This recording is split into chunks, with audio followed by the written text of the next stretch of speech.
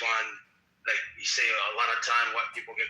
So I was gonna ask him, he's wrong, and then they all sided with their own race to get him off the hook, and they put you in crime. Would you also like that? Because everybody gotta look for their own, right?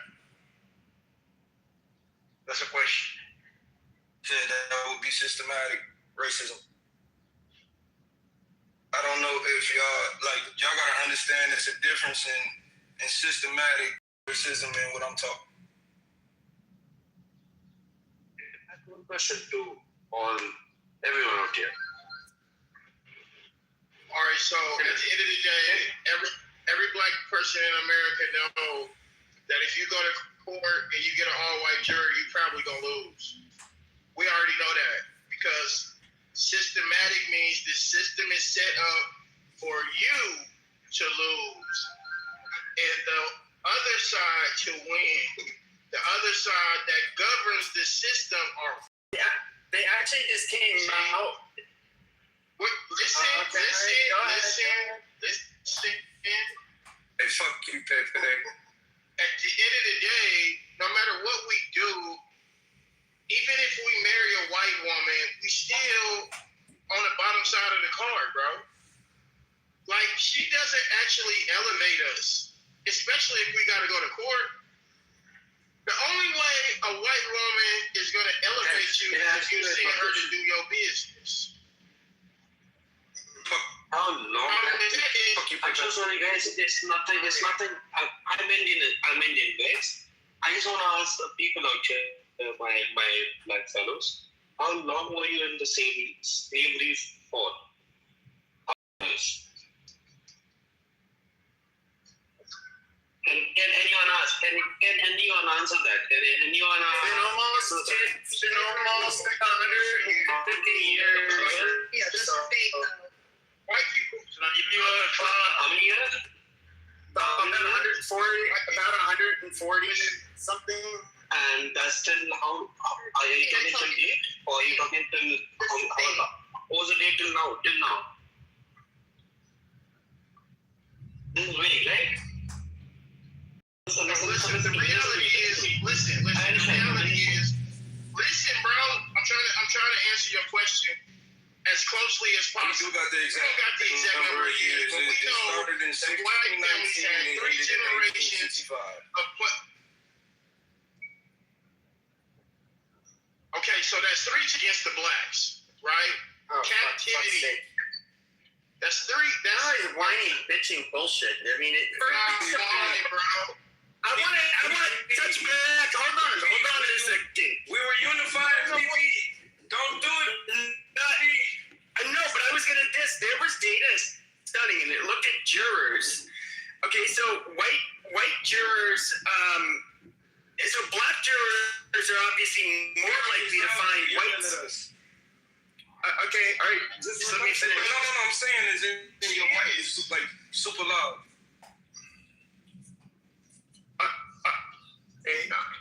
I know PP is just being PP. Like Pepe, I mean, you may just want to turn the decibel level back. Okay, I'm trying to talk normally. So, all right.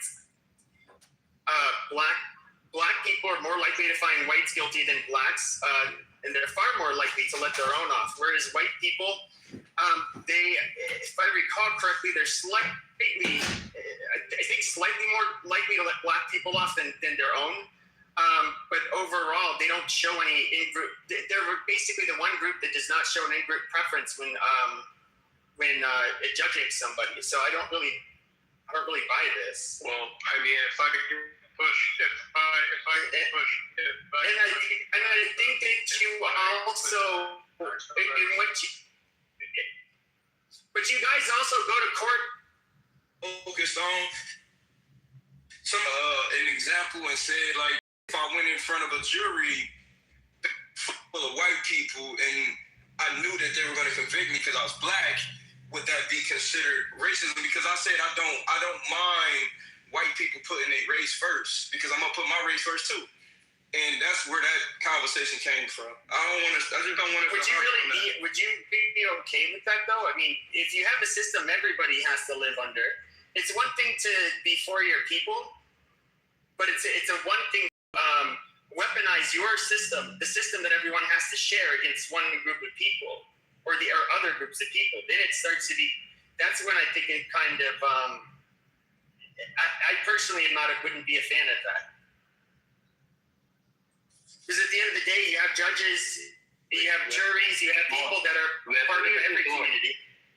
Weaponize with what? What? Well, if I could, Black people, weaponizing everyone. What the fuck are you talking about? I don't know what you talking. We don't know what you're talking about. We can't. You like muffled and you got a hard. Hey, bro, let me tell you something. Nick been trying to talk for a minute, bro. All right, go ahead, Negro. yeah, It's a crazy neck. yeah. I mean, It's Negro. Yes, it is Negro. Nah, you Negro now. Yeah. Black now. Okay. What's up, my nigga? I'm not gonna tell it. I'm just joking, bro. Yeah. In the chat, Negro. Or Negro. Yeah. So basically, what was shown is that black people are more likely to be struck down from jury duty. It's roughly around a quarter of white people who are struck down from jury duty, while over 50% of black people are struck down from jury duty. And the conclusion of the people who did the studies I think it was from the University of Michigan that did the studies. In what demographic, Necro, was that done? Was that a national demographic or a particular urban demographic? Can you be clear on that? There's a big difference. Have you ever seen a jury trial in Detroit or in Philly? You might have an all-black jury, a black judge, a black DA. So it's a little different than do it in the middle of Iowa. So you got to be clear on your demographic. Well, yeah, I understand that it can be different. That's why. Completely different. Well, I understand there's things like the OJ trial where like two-thirds of the jury was black.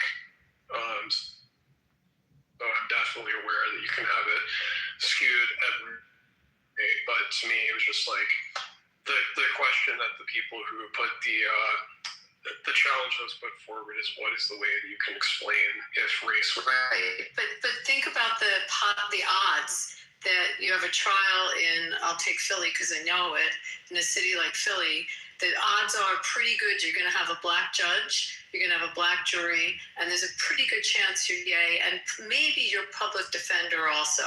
So, now you white defend it. So I'm switching the tables on that and look at the statistics of that in it. I live in Kansas, and it's always going to be a bunch of white people. Shit, and they not. What I was gonna say about Philly. I'm in Wichita. But I can tell you if you were from But I understand. Baltimore, if you were in Gary, Indiana, if you were, right. So everywhere is going to be different. But when he gives a study, you have to be really clear on your study when you read those. It's clear. He said. Yeah. So is that Detroit?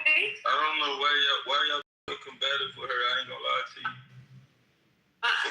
She on point with what she said. Hey, I kind of do this a little bit before living like a city like Baltimore or Philly, which doesn't have, the population is different in terms of black, white, and Hispanic.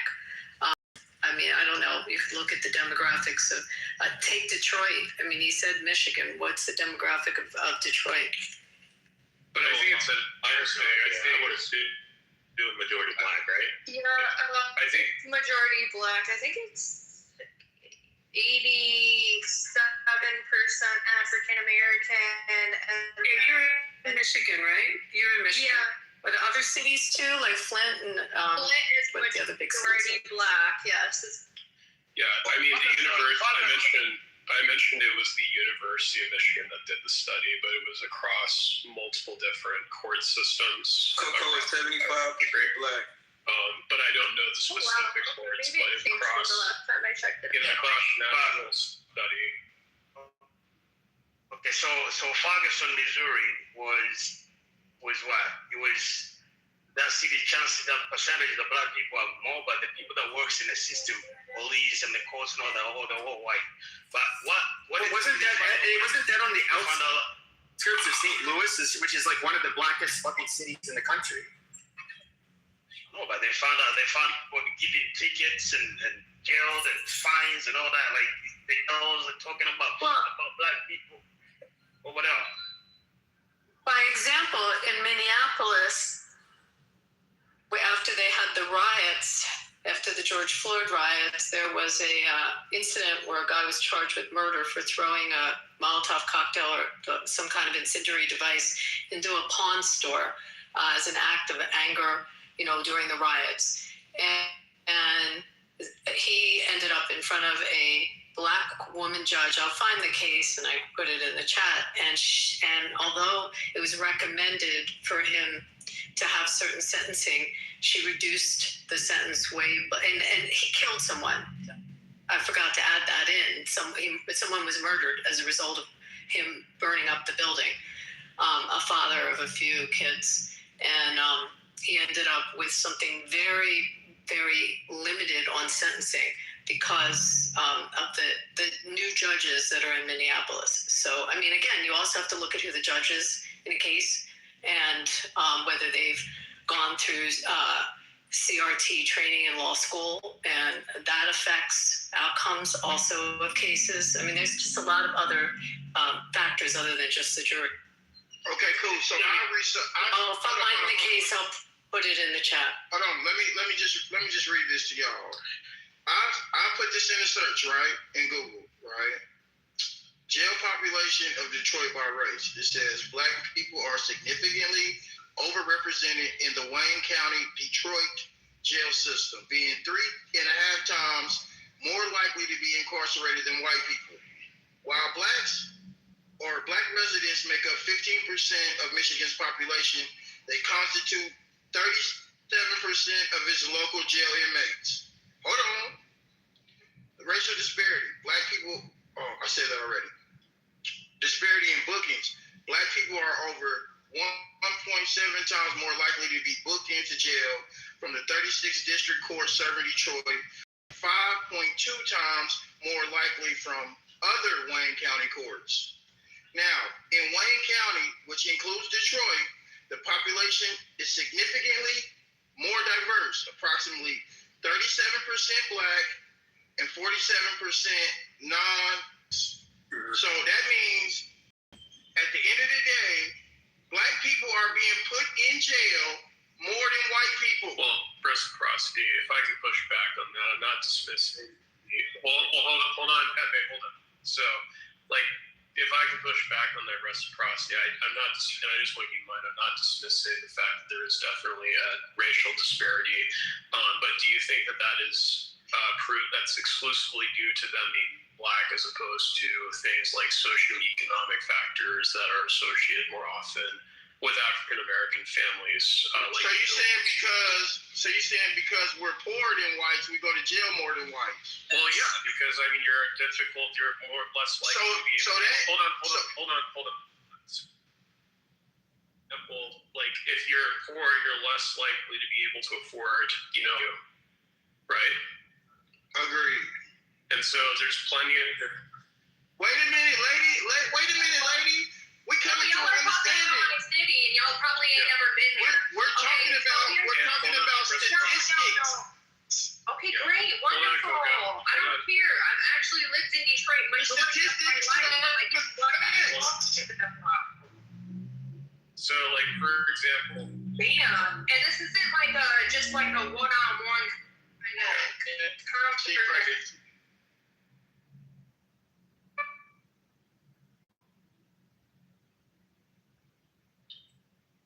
And not going off the fucking, I'm proud of you, bro. This isn't my room, so I'm not going to moderate it like it's mine. You being a good boy.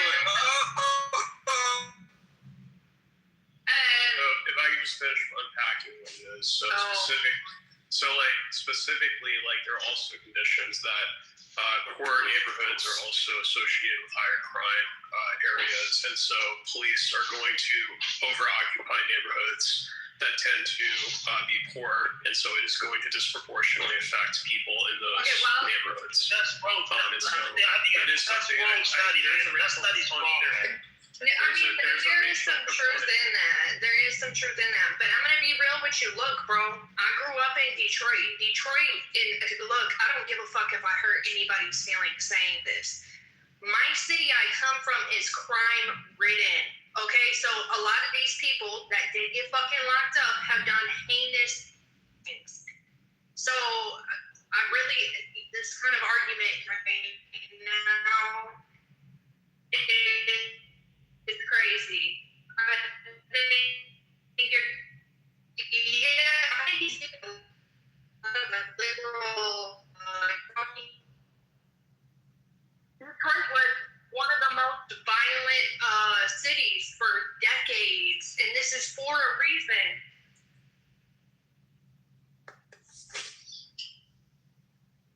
They'll always be overrepresented in the jails and prison system. They commit a disproportionate amount of crime. So the fact that they're 3.5 times more likely in that state is like, of course they would be. Why wouldn't they be? If the job is for them to incarcerate criminals, and black people are disproportionately criminal in comparison to other groups, then there would be a disproportionate amount of blacks there. I mean, that's just logically how. So wait. He's saying that black people And 100 white people, maybe 25. Let's just say 25 of the black people will be criminal, but 5 of the 100 of the white people will be criminals. That would mean there's like a 5 times overrepresentation.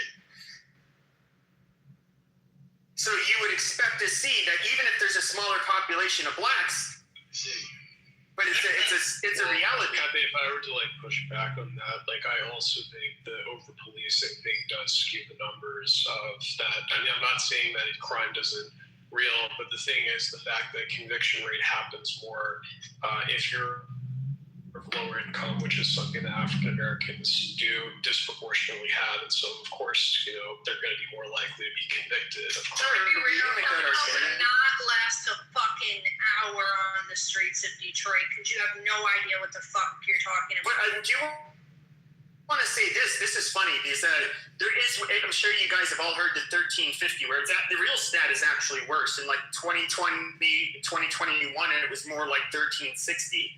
But that's 13% of the population. 60% of the murderers were black. No, that's awfully funny. I mean, only 13%, but they're 5 times overrepresented when it comes to murder. That's quite a shocking thing. Now, with the over-policing, nobody's been able to sell me on the argument that is because they get caught. That somehow causes murder. You don't pull someone over and find murder. In their car or in their pants. There's a report of gunshots or a dead body, and the police then investigate. Then that's that. And so, white people get away with murder all the time. No, and here's the thing, though. They go to jail. This is a math problem. This is a math problem for you. We also know the race and ethnicity and sex of the victims. Do you know what the overwhelming majority of the victims are of homicide in the U.S.? Here, bro, you got the numbers. They're also black.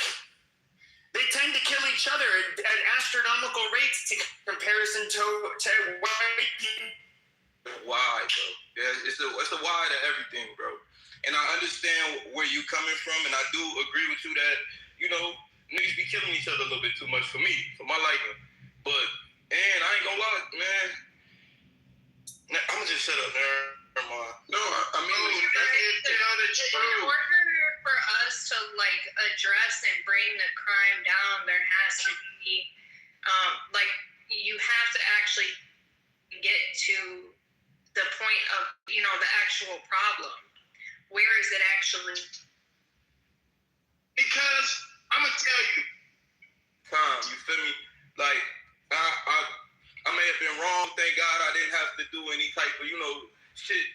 Or thank God I never got caught with what I did. Real shit. But man, like I feel like a lot of them guys, and I talk to them guys still to this day. They feel like they gotta do that shit, man, for survival. And I feel like it's another thing where we want to talk about systems, right?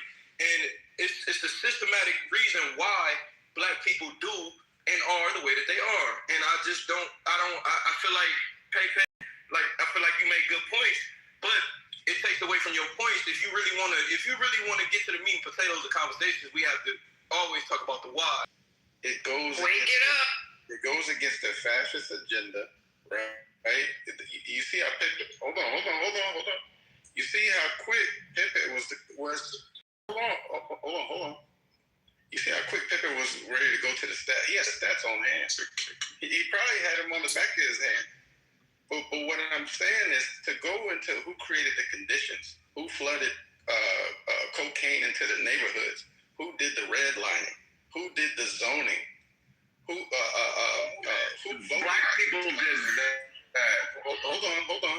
Who voted to get certain funding to certain school districts and stuff like that, right? So it's systematic in that way.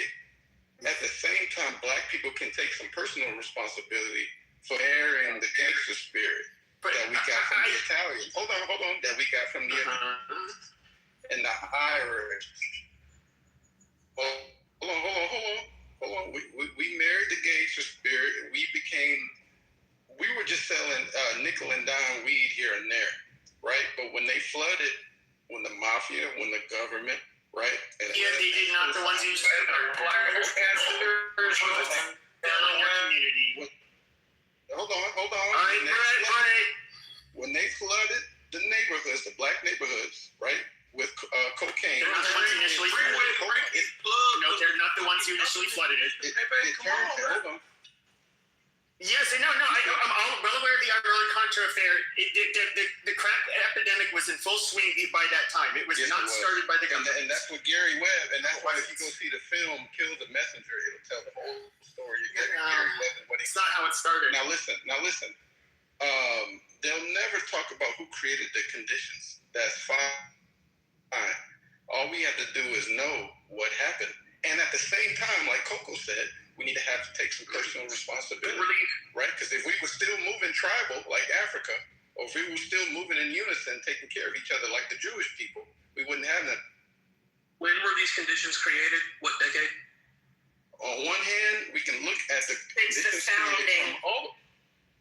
Since the founding. No, when were the cocaine? 80s. No, 70s. I'd say late. It was 80s. Then have you explained the crime difference in the 50s? Listen, we weren't big time drug dealers until the 80s. Oh shit. Okay? Until You guys were never big time drug dealers. I mean, that's kind of part of the problem. Is the Italians, at least, they could make their money doing crime, and what would they do? They'd buy legitimate businesses. They'd pay off a bunch of corrupt fucking cops, bribe politicians, do all kinds of sleazy things, and they got their greasy little guinea hands in Wall Street. They didn't just do what these greaseballs do. Well, they had to come for the protection too. Even though they had some racism. No, they're just a lot smarter. They're just a lot smarter and more sophisticated. Oh, yes, they are. Yes, they are. They have culture. They have family. This shit is true. All the way back to Italy. And no shit. And they're used to living, having their own little, shadow government that under occupation. That's they've always been that way. Anybody that's connected to their culture, Nigerians, anybody, they do well. Asians. Anybody that's connected to something. Yeah, but Nigerians, they're brain drain immigrants. They're not representative of. That's representing only the cream of the crop of Nigeria, not regular. The Italians already had a culture of family, right?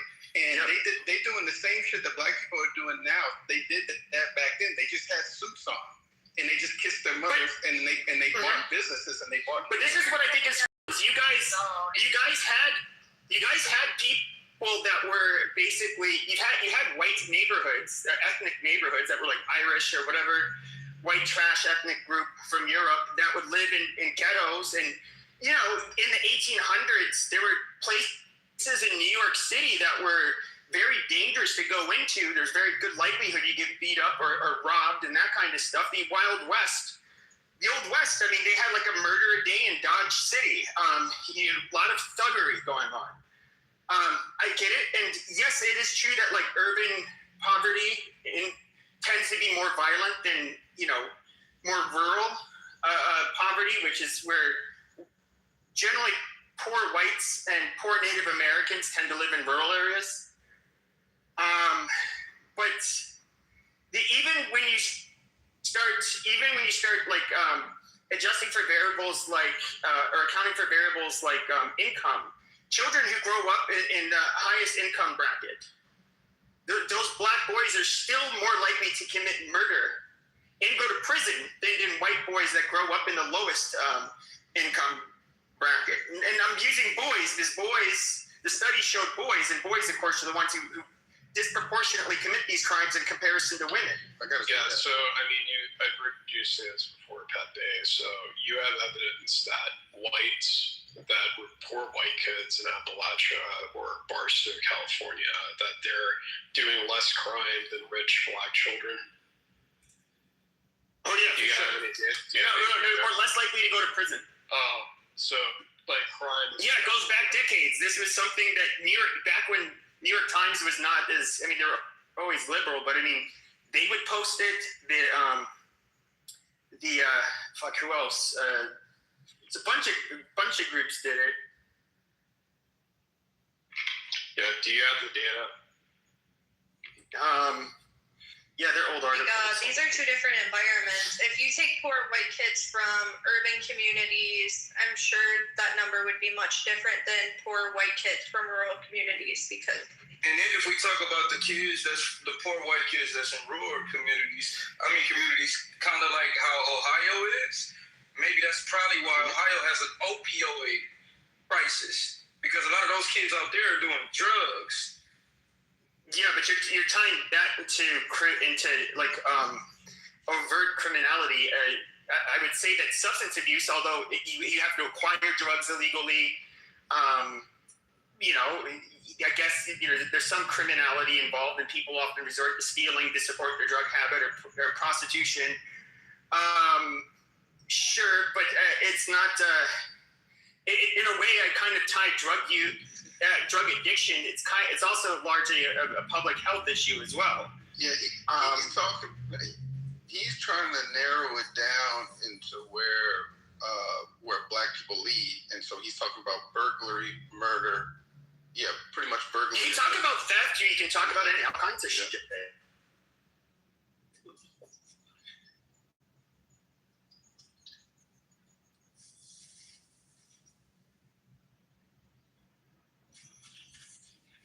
We did not introduce crack or cocaine to the U.S. and put it in the black community. The crack cocaine epidemic was already large by that point. And yes, they did allow. Do you know where crack came? I forget how they came up with crack, but there's a whole documentary about it. A lot of people forget that heroin was the big thing. That was largely a white people thing, and black people were on it too, because that was the opioids. Because if you trace any of these drugs back before they became synthetic, it came from original botanists found the plant in the Southeast Asia. Yeah. And forget which one it is, but one of them was actually the original poppy, grinded down with like 10% synthetic. But the government didn't. The opium's been a problem for a long time, especially with the Chinese. I'm sure you've probably heard about that, but. The Corsicans they were responsible for there's 80% of the heroin from the 50s to the 70s coming into the United States. It was it's just like how the Mexicans ultimately will profit from the cocaine more than anybody else. They're the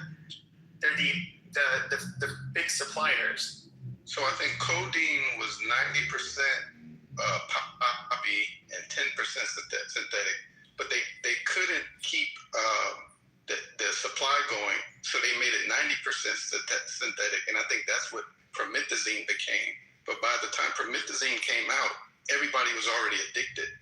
And so when they started drinking the promethazine, 90% synthetic, that's when they got the big guts. And that's when people started dying in their sleep and stuff, because they were drinking 90% synthetic and they were already hooked.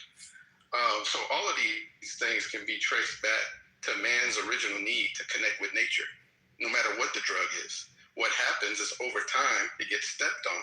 So with the crack, they needed to expand it. So they added a bunch of bullshit to it, and people had bad reactions.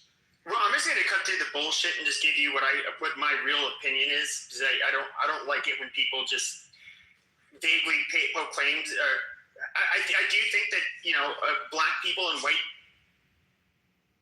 people, all of the races of the world, we've been separated for at least 100,000 years.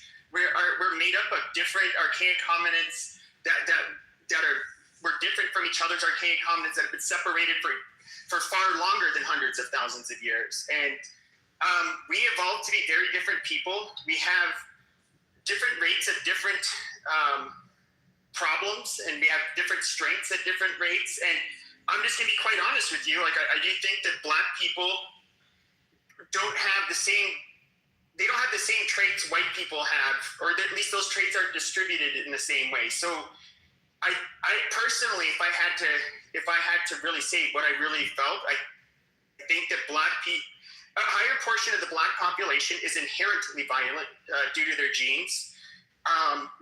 There's less intelligent people, highly intelligent people in the black community. That's why when you guys talk about like, oh, we do like the Jews, no, you guys won't, because they're a lot smarter than you guys. They're smarter than even white Christians on average. It's just very different people.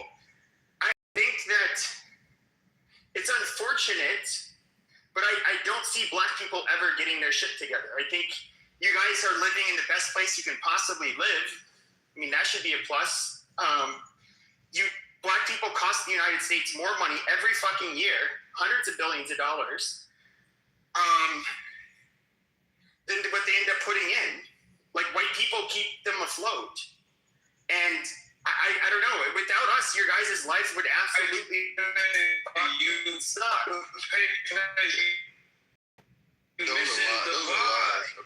You're doing the why. You miss it, but no, it's so important. And then when you talk about that was crazy. You just lied. Well, 40 million black people, and and only a very small percentage of us are actually criminal. But I'm saying that then, like, let's go with his shitty ass point of view of black people, right? He's still missing the why. He makes all of these points, but he talks surface level. And that's why I be on your ass, Pepe, because you got to go deeper.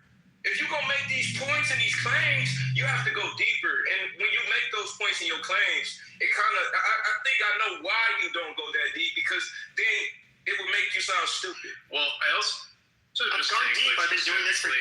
Well, I just also want to say, like, to me, I think that there's also the bias that essentially, and I'm not saying it's completely the same, but there's a lot of data that's skewed because of the fact that there are biases and detections, like to illustrate. During 420, my eyes get red as fuck. I don't smoke weed, but my eyes do get red as fuck due to my allergies. But the police, they never, pull me over. They never, suspect that I'm smoking weed or anything like that. In fact, the only reaction I get from police are asking me, like, if I'm sick or anything like that. But, they never ask me, like, they never suspect.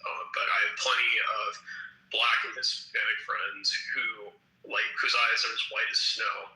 And they get pulled over routinely by the police. Now, that's just my personal anecdote. And you do have data that backs up that white people are less likely to be pulled over or suspected of doing crime purely based on their race. And they've shown this, like, with pullover stops. Like, during the daytime, white people are less likely to be pulled over, as opposed to at nighttime, where, you can't really see what people look like. It almost completely adjusts based upon a person's race. Well, Pepe has like a generalized Reddit view towards races. Agreed. To say that like black people will never get their shit together when our shit is already together. Of course, can we do better in certain areas? Yeah. But it'd be appropriate for me to ask him what race is before I have a conversation with him. Because if race is really a predictor of how intelligent somebody is on board, then why wouldn't I ask you what your race is? I'm white. But I don't think that your skin color as an individual indicates very much. I think that as a whole group, what it does show is you can look at a picture of the whole group, and let's say maybe you have out of 1,000 black people, out of 10,000 black people, you get maybe 2 that are smart enough to be like real academics, like in a STEM field at an Ivy League university. Whereas in 10,000, that might be 30. I do think that you're going to see. I thought absolutely implausible and just really silly to think that we are going to produce this same that we're capable of achieving the same outcomes as groups. And that's a lot of the fighting between blacks and whites, or the arguments, are because of the disparities in outcomes between groups. And I do not think it is possible, literally not possible, for us, for example, to ever, we can look at, especially when it comes to certain sports that require explosive speed. We're not going to overtake you guys. You guys, the traits are way too skewed in favor of people of West African descent that we are not going to beat you guys at sports that require explosive speed. The Chinese and the Soviets ended up figuring that out in the 1930s. That nope, there's no doping, there's no nothing we can do to outtake them in sprinting. Not even golf. They have too much of a God-given ability. Not even golf. Well, I mean, golf, I think with West Africans dominate with explosive speed. Golf is one that it takes a lot of things. I would guess eye-hand coordination, other shit. Sure, but do I think that these traits, when it comes to anything from, we know for a fact diseases do not occur at the same rate amongst groups whatsoever. We know that a lot of things are not the same. And of course, the most complex organ and where the greatest genetic variation lies is in your central nervous system, your brain. Because of what people went through. Well, let me ask this. Why do we have Mexican wolves out here, which aren't that big? You have red wolves in the southeast. You have, the timber wolves, the big, wolves that you see in the north and in Canada. Then you have Arctic wolves, which are like these beautiful animals, and they behave a lot differently from all other wolves. They're not afraid of people. And part of that is they live way above the top line, where people don't go to hunt. So they've never been preyed on by people. So they did not evolve to be scared of people. So they approach people, which is unheard of for a natural wolf in other areas. They all have different drives to prey on different types of animals. Wolves don't take down big bears above the tree line. All they have are like hares and small little fucking animals to kill. Because there are no big animals up there, except for maybe they run across a polar bear occasionally. And you see the huge variation in their sizes. These are all part of the same, species of animal, but they splintered. And you look at the same thing that's happened with us as human beings. And we are separated for so long. Our ancestors a lot of them had to go through extremely harsh environments. There's obviously selective pressures where people who did not have certain traits would die off, or they would not be able to mate and pass on their genes. A lot To you guys now.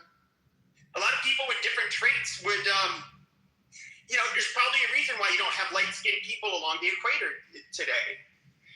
Most of them had thousands of having to get acclimated to that environment. And, obviously it's not going to work very well being along the equator in sub-Saharan Africa with no shirt on, like a lot of these people, the tribal people. Where white people aren't built like that. And everything else we know about the species, what is beyond apparent and obvious with people in general. It's not just about race. We can look at Europe. We are very different from each other. There's huge differences in sizes.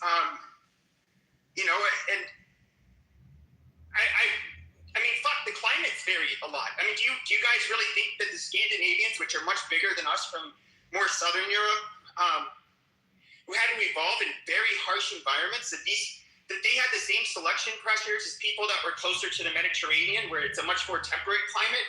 I highly doubt that. And, but I don't know, you guys can keep on thinking that, oh yeah, we're all the same, or it's blank slate theory. We can all become whatever, we're raised to be like, which I think is fucking bullshit. You'd have to provide some sort of evidence for that they, I understand that that's your opinion, but, there's no empirical evidence that's going to support There's that. a lot of empirical evidence. Okay, Even look at and hold on, you're going to make a claim, be very specific about the claim. In one sentence, what claim that you have empirical evidence for? Even the American Psychological Association would grant that, I believe it's between, they either use the term, it went from 40 to 60%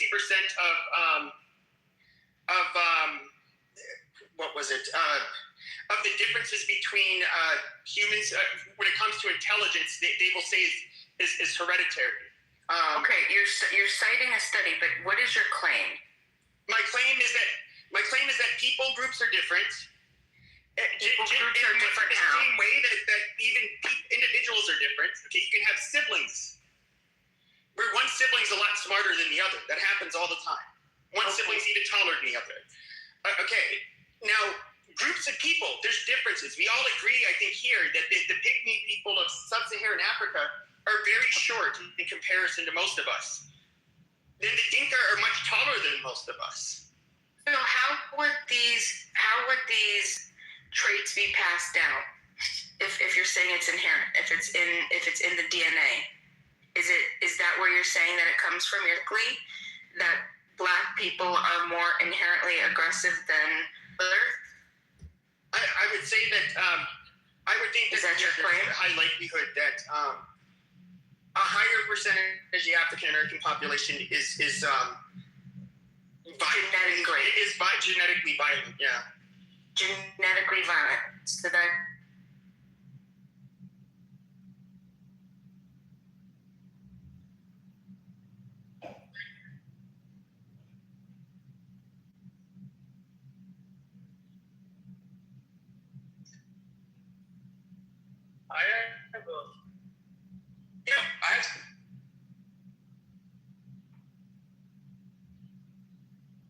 It amazes me. Now, obviously, there's a different culture here, but they'll catch somebody stealing a motorbike. They'll catch somebody robbing. And what you'll see is a naked male or two or three. And you'll see hundreds of men gathered around them, women too, and children. They will beat them with sticks. They'll throw stones on their heads. Justice. They will beat the living shit out of them. Most of the time they end up dying, but they usually like to make sure that they set them on fire while they're alive. And I do wonder this. Maybe this is something I pondered. I have no. Do you consider war as violence? Because if we're talking about war and people hurting people, then that's obviously not a Black person or a Black American thing overall. Well, I think if we're talking about the people that hurt the people on Earth, because you bring it into an earthly thing, right? About you're not just talking about Black Americans. You're talking about Black people as a whole. If we talking about the people that do the most destruction on Earth, it would have to be white people. Because even we're the apex predators of the world. That's what King Leopold genocided 8. Beam, I have more empirical evidence for you if you want. Very clear. Yeah, make the claim first. Give me your specific claim, and then provide the evidence. Yeah. Okay. My claim is that if a little kid, they say pick out the fastest player, and I'll give you a piece of candy. If you can pick out the fastest guy that can run the fastest, I'll give you a piece of candy. And there's 50 Black kids out there, and there's 50 white kids. He picks a Black kid. Okay, the odds are he's gonna get the piece of candy. Okay, if you look at the fastest ever recorded sprint times, 500 top 500 sprint times, 493 at one point were held by Blacks. Okay, how would you explain that other than genetics? I would probably just explain it through genetics. But we're talking about aggression. We're not talking about the way that the body is created. Right, let's talk.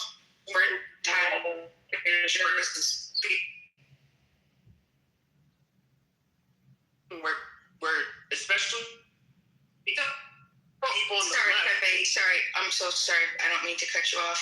So, Beaver, you didn't provide me any claim, and you didn't give me any empirical evidence. You gave me some analogy to ask me a question. No, I gave you a claim. Can you state? No, you didn't give me a claim. He did tell you that 400 and what was it? 90 of the top 500. That's not acceptable. A proposition. Give me a falsifiable claim. Give me a sentence. What are you claiming? What is your claim? Are you claiming? Okay, here's the claim. Are you claiming that aggression is genetic? No, I'm talking about foot speed, athleticism, explosion. We're athletically superior. Okay, so give me that specific claim. It should be less than it should be less. You did it. And it was 490 of the 500. Hold on, I don't. Do we have to start over about how to formulate propositions and claims? A claim should be one sentence. That's it. That's it. Sentence. Down to a little kid. What is your claim? Subject meets predicate. What's the claim? Okay, repeat it one more time. What's the claim? Black people more athletic than white people. He gave the statistics. What is his claim? You said that you repeated it. Can you repeat his claim? Yeah, I think he said 493 at the top 500. That's not a claim. That's not a claim. That's a part of the evidence. I just want the claim. He made a claim in the form of a question saying, would that not right? I want to falsify. There was a genetic cause. Should we go through how to formulate propositions and claims? I don't want to say no. On average, group average, Blacks are faster than whites, and it's genetic. That's okay. Okay, that's the same as saying 50 kids, 50 Black kids, and 50 white kids, and the kid has to pick one on random. He's going to pick from the Black group. No, that's not the same, Beaver. It's not the same. I would. I'm gonna say it right now. I definitely would. Bart, that he's have a better chance to pick from the Black group. Well, a lot of that has to do. The problem is, like, you guys are talking about like anatomy to try to like explain aggression. Aggression is more like hormonal and psychological. But that's also anatomy. Yes, that's organic in nature too, though. It's all your brain is a physical structure. Getting better at sports, whether that's soccer or basketball, whatever. It's like this is not. It's perfectly cohesive because when you generally it was always very taboo to and it was always said as kind of like, I know it's the truth, but we can't really say it out loud that Black people, especially in America, they're faster than us. Everybody knows that. Black people know that. Nobody deep down believes that it's like, it's because their environment. No, motherfuckers can run faster than us. It's the melanin. That's how they're made. Now, part part of the reason why that claim has always been taboo is because it's seen as a slippery slope where we can start talking about other traits being genetic. And every fucking like you have the Philadelphia behavioral cohort, which had tracked kids for years and years, where they would account for every variable, like the income, where they live, is there a parent in the household, all of this other stuff. Raj Chetty did it too, a Harvard economist, just a couple years ago. His was a much larger study, but it does show that even with black males, really, even when accounting for having fathers in the home, there's a caveat to that one though. Fathers in the home, having a decent income, there's still a lot of problems. And they academically, the variable of being black was a stronger predictor of a poor academic attainment in comparison to your peers. That one variable. It wasn't the income, it wasn't any of that stuff. Being black, that you were more, even if you come from a wealthy family in comparison to a poor white kid, strong of a predictor. So I don't know. I mean, hey, can I hop in here? This argument is ridiculous. Honestly, like, give me a couple of white girls from the ghetto, and then give me a couple of white girls from a rural area, and I can guarantee that the white girls from the ghetto are going to be violent, and they're going to be much more aggressive than the white area.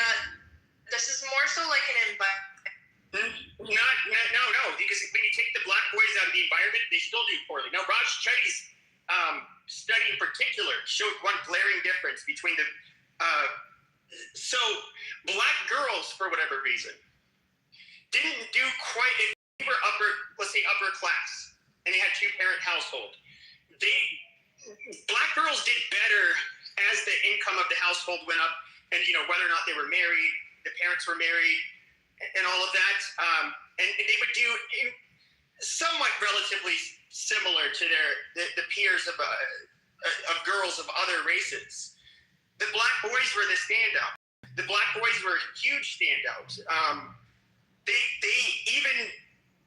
Raj, the only real data, the one thing data showed that had a positive impact for black boys was not whether or not he as an individual had a father in the home, but it was whether or not there was a high number of two-parent households in the community he so happened to live in. Maybe that's because it would mean there's less unsupervised males that could influence him. I don't really quite know what to make of it, but it does show. There's stark differences, dude. How many truly intelligent black people do you fucking see? You can count maybe a few of them. But you can rattle a lot by every other. That's a little weird because you're not at the universities. You're not at every laboratory. Like, you're come on, man. Adding more factors into it as we go on. Like, again, okay, like not having a father in the home. It doesn't matter what people group you are. If you don't have a father in the home as a child, you're gonna be more problematic. That's just. It's for black boys, because what mattered more is that the other boys in the neighborhood, if they had both parents in the house, it would be better whether or not that individual black boy had a father in the house. I'm guessing it was probably because if you have a high rate of single motherhood and a bunch of unsupervised young boys. Who do boys hang out with? Other boys. They're probably just going to, get into trouble. But if they all have fathers, well, their fathers generally will keep them in check. And, those bad boys won't be there to introduce that boy with a single mom, to do bad shit. But even he didn't come to a conclusion as to why this is. He only got the statistics and showed where the correlations are.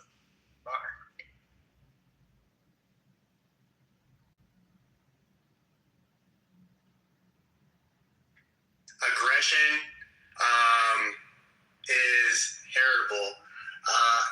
And I'm just going to start it off. It can definitely be refined from what I'm going to say.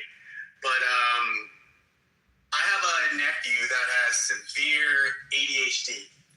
There's no way you're not going to tell me that that's not aggression that he has. And there's no way you're not going to tell me that that's not and inherit that from somebody in our family. It doesn't matter. We've seen all types of aggression from when he was little. He tried to kill his teacher, tried to literally stab her with a pair of scissors, right? Now, we do agree that initially, like, we thought his behavior was very just rambunctious. So, my uncle used to, his dad used to, like, really whoop him. You know what I'm saying? So, we believe that kind of contributed more to the aggression. But either way, it was inherited. It's inherited, and that's a form of aggression. And that's not necessarily like something that's social. Now, when you take things like that, or like oppositional defiance disorder, where you just see children being defiant, like just for no reason, right? These are things that they inherit. And then you kind of start to refine it. You'll start to see that there are traits that certain groups have that express themselves more, just based on who they are, where their ancestors are from, or whatever. So it's not necessarily a cultural thing. Culture definitely does play a part in all of this. It does. But aggression is definitely inherited. Well, look, let's go to the science, and let's go to AI. Let's see what they have to say. Studies in behavioral biology. Do you know AI is incredible? Which AI is it? Because AI, you can look at this. Let me Hold on. There's few things that they intentionally screen for. How to make weapons and things about viruses. Okay, you can call it bullshit. Let me just say it, because it actually agrees with a lot of what you're saying and a lot of what I'm saying. Studies in behavioral biology suggest that in many vertebrate species, darker melanin-based coloration is positively correlated with higher levels of aggression, social dominance, and bold behavior, often linked to the pleiotropic effects of the melanocortin system. While research in animals applying these findings to suggest racial differences in human behavior is highly controversial, heavily criticized as racist and based on retracted science. Now listen to this. The same hormones that produce dark eumelanin pigments also act as neurotransmitters in the brain, regulating stress, social behavior, and aggression. In many bird and mammal species, darker pigmented individuals are more aggressive and dominant, often using the signal of high status, talking about, being darker. Studies have found that darker correlation is associated with aggression in animals such as barn owls, tortoises, and various fish. It is proposed that the melanocortin system links melanin production with behavioral traits such as lower stress sensitivity, allowing darker individuals to be more dominant. And I'll post that scientific review. Yes, it all comes back to the eumelanin. And if you want to talk about the nervous system, Black peoples of the world have a lot of melanin in the nervous system. Now, melanin acts as a bridge, right? Melanin is a lot like Star Wars. You can nurture your melanin, right? Or you can destroy your melanin with toxic drugs and whatnot. So people with higher melanin content, the drugs, since the drugs are connected to nature, hits them a lot harder. And you could do the research on that, right? So what Pepe is talking about is right, but what he wants to pivot it to is he wants to say that white people, their genetics is that they have bigger cranium and bigger brains. That's where he's trying to go with it. That was not my, I was not making a craniometric argument about yes, you were. No, I never once said anything about brain volume. You were heading there. But listen, it all comes down to the eumelanin and how much, because he wants to talk about diseases. Well, who are the people that... You kept calling Black... Who are the people people that get the same diseases. Native Americans, Asians, African Americans, Mexicans, all the way to the Australian people, right? Australian Aborigines. Why? Because they eat European diets. Okay, and even in Killers of the Flower Moon, killing the Native American girl, what did the doctor kept telling her? You need to get off the white man's food, the pork and the Sure, but I was not talking about. I wasn't talking about the differences in communicable diseases, like what you spread to each other. That's weird. There are diseases that there's certain skin cancers that only small segments of Europeans will get. But a lot of black people, a lot of Native Americans, a lot of get diabetes. Yes, I think that's another one where Native Americans where I live have the highest, in fact, the one rate for me, I think, have the highest rate of diabetes in the world. Yep. And they live, and where we live is I don't know how people survived here 200 years ago. It's fucking insane out in the desert. But they did. I'm sure they probably didn't eat that much, and it's probably really hard on them. And yes, I don't think they evolved to eat food the same way as us, because their bodies are like hyper efficient at storing it. Yeah, they were eating different things. They were connecting with the cactuses. They were connecting with all kinds of animals. It wasn't hybridized animals. Wasn't GMO. Wasn't like processed foods, right? But when they started introducing themselves into white culture, is when a lot of them started getting these diseases like diabetes and whatnot, because they're eating foods that go against the melanin. Period. And I think that's the biggest thing of what's going on in the African American communities. They have not nurtured their melanin. They're put in a Jack in the Box, McDonald's, NBA YoungBoy, toxic drugs, and it's having a terrible effect on the melanin. By the way, I know a lot of people will say like drugs are about peer pressure and just say no. Yeah, I mean, that's good and all. But there's a very very big genetic component for why certain people become addicts and others don't. And this has been studied. You guys are crossing things off. Like, first off, melanin does not correlate to diabetes. It doesn't determine if someone's going to be insulin resistant or not. Like, those correlations aren't. You have higher rates of diabetes. And you're taking a statin, people have melanin and they have diabetes, so this must be true. When in fact, rates of it. Okay, again, there's a lot of other factors that lead to diabetes, which you mentioned. One is access to nutrition or nutritional and dietary models, but melanin is not the condition that affects diabetes. Yeah, I was getting. Most people in the world are melanated, as you would say. Now, of these different people, some of them highly melanated, they can be known for being very lean, having low rates of diabetes. Asians, which range from dark to barely dark, they're not necessarily known for having higher rates of diabetes. You look back, for fuck's sake, look at Africans.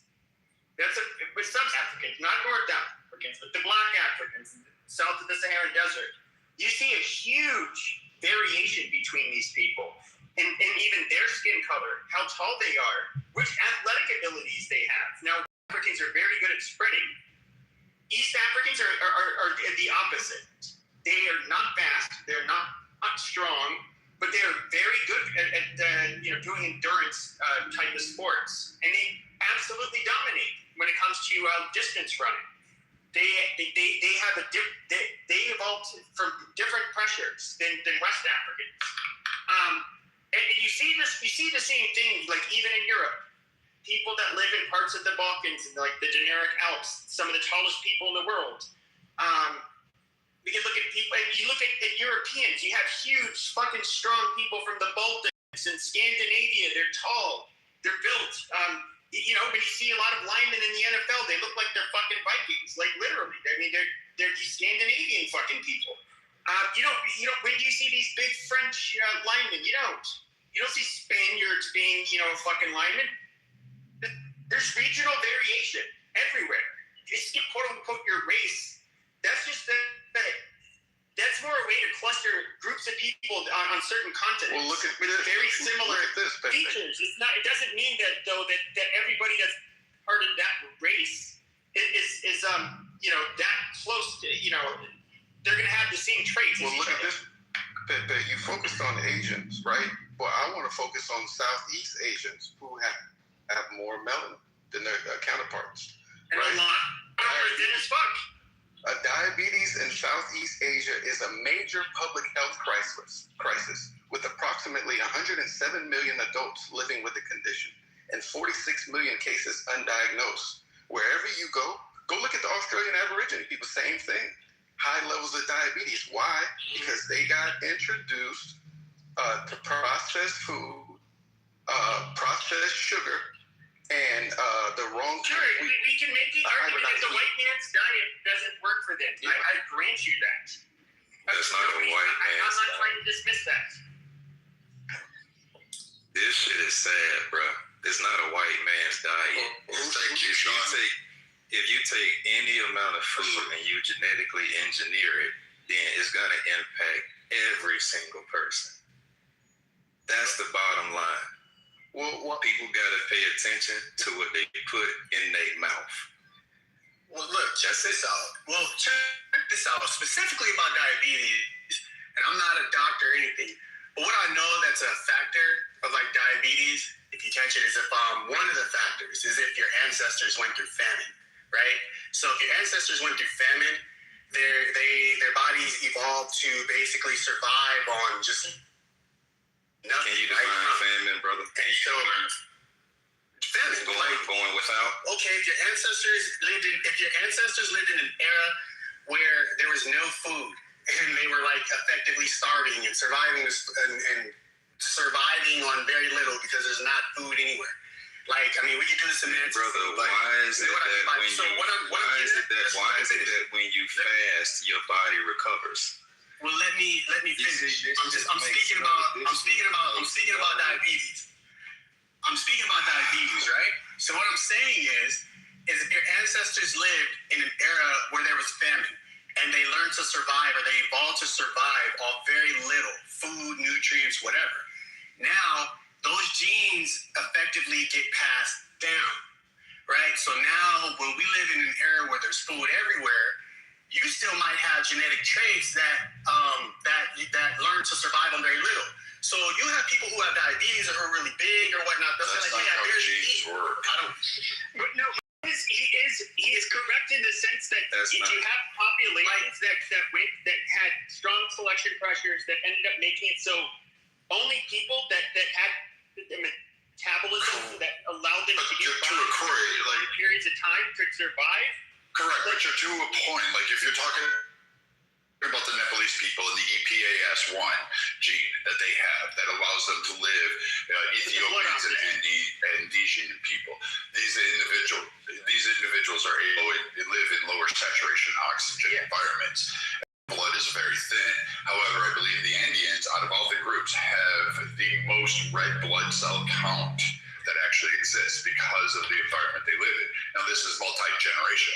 There's not really a famine that has existed for 10 generations. Like, I mean, what you're talking about is just your grandparents going through a famine is not going to alter your genes. It doesn't work that way. It's the environmental process. Yes, I agree with you on that part. In other words, this could be something that lasted hundreds, I would guess thousands, realistically, thousands of years. And,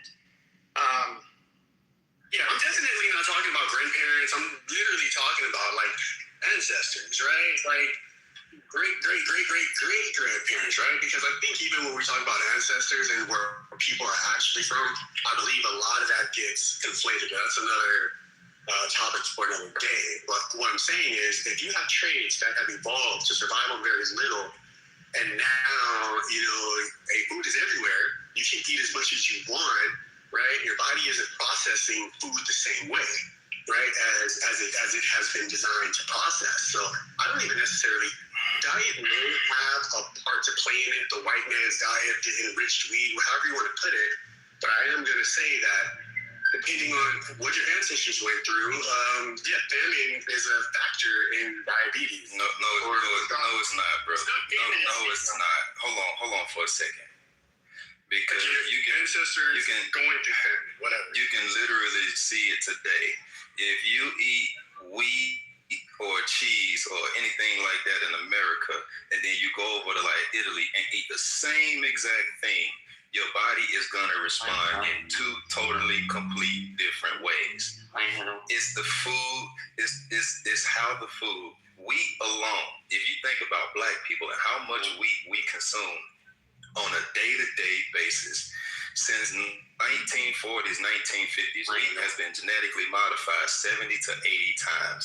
So much so to the point where other countries don't even look at our bread as bread. They look at it as a chemical compound that's hazardous to people. But we don't pay attention to those things, and we go and read these studies and say, oh, it's because, no, it has nothing to do with that. If you deal with famine, when your body goes into a fasting mode, your body's cellular reproduction shoots through the fucking roof. It starts to kill off the bad cells, the cancer cells, and all of the shit that doctors will tell you. And it starts to essentially colonize those bad cells and turn them into good cells, and then send them boys back out there in the body field to do their job. The liver starts to cleanse itself. All of the glands, all the kidneys, everything starts to cleanse itself. None of this shit lines up with reality. It almost sounds like we're saying the same thing, because if you think about it, if you would say someone is living in an era of famine, what would they not be doing? Not eating, right? Correct. But then when they come back into reality and they say the white man's diet is what's causing it, that's the point where I disagree. Because it's not the white man's diet, it's what niggas choose to eat. So if you go and look at the majority of niggas' cabinet, they shop the majority of shopping in the middle of the goddamn grocery store. They just bypass the red 40, the yellow 50, the all of the colors and the chemicals and shit they put in their body, and you relegate it to the white man's diet. No, it's your choices. Oh, no, that's true as well. So, like, what we would consider European diets or Northern European, you have to understand, 9 months of winter. Processed food back then was sausages, bacon, cured, salted meats and fish. Which was healthy. Which is healthy for me because, again, my labor environment was very quick farming, basically from spring until the first snow fell, was all labor. It was just, if you look up north, they had to labor through all that. They had to prepare for the months of winter. Then they had to eat preserved food in some fashion, or go out and hunt live game and hope that they could do it. They also had to bulk up on various other entities, this is multiple generations, on fat, because you need fat to get through a winter. You gain winter weight and then you drop it off in the spring. That's actually a real thing because it helps you. Studies have found that northern people go into almost an hibernate state where their body starts to reduce caloric output to conserve energy because of the long seasonal changes. So when you look further south, foods are plentiful. You don't have the climate shifts, so you don't eat a lot of those preserved foods. And when you do eat off of the European and you do mix in, the same way that happens to me. If I go to Africa again today, I know I spend the entire time, every American faces this, you spend the entire time shitting your brains out. You come back, you get that stomach flu, and you think it's like Montezuma's revenge. You drink their food, and you have poor health conditions afterwards. Why? Because you changed your diet radically. Unfortunately, in historical sense, you have not changed your diet over time. It's just been a short time frame, and you're still adjusting. Much like lactose intolerant people. Up northern Europeans can digest milk. Like that's something that's just common. Mid-Africans, closer to the equator, you can't fucking do it. Most of you are lactose intolerant by the age of adulthood. But see, Brad, the reason why most people are lactose intolerant, it has less to do with, so everybody's body produces lactase, which is the enzyme that's responsible for processing and digesting lactose. the majority of people between the ages of 9 to 12 years old, their body no longer produces lactase, which is the enzyme that breaks down lactose. So just from the baseline, if your body is no longer producing that enzyme, then when you consume that milk product, body doesn't really know what to do with that sugar, because the enzyme that's supposed to process that sugar no longer exists. So then the body has to essentially manufacture that enzyme to digest that particular sugar. Now, that's one thing. So if you think about, like, the body can't just flow. It can't just do what it's designed to do, because you're introducing something that's considerably foreign. Now, when you look at what has been done to the cows in this country, much similar to GMO, cows are so sick, and everything that's coming out of these cows' uteruses, where these cows are essentially what we would classify as being raped. They're literally injected with semen, and the things that they're being fed, and the antibiotics, because we have a population in the country that puts a demand on the production of cow milk. All of that stuff goes into what you consume. Now, let's look at what's inside the cow's milk. The majority of these cows produce a very high quantity of something that's called caseomorphine, and corresponding mucus, that 2.5 million somatic cells that's allowed to be in our milk, which is basically mucus that we can consume. But if you go to Europe or other countries that have more stringent guidelines, I think theirs was like either 750,000 or 250,000 somatic cells per whatever type of unit that's allowed to be in this milk. So if you go to Europe, and they're basically saying, we're going to reduce the amount of mucus and caseomorphine by 5 times the amount that people would consume in America, it's no wonder why people are having issues with consuming milk and digesting milk effectively in America. It's because you're consuming more bullshit. You're consuming the drug. So just like how women produce oxytocin, which is the chemical bond that draws the baby to the mother, caseomorphine is the chemical compound that draws baby cows to their mother. And it tells them, hey, little cow, produce all of these enzymes and build up to be a cow. And then when you see a bunch of people that end up growing and being fat and things of that nature, and their body responds however their body responds, that's the reason why. So they're not counting for the regulatory compliance standards that exist in America in comparison to the ones that exist over in Europe.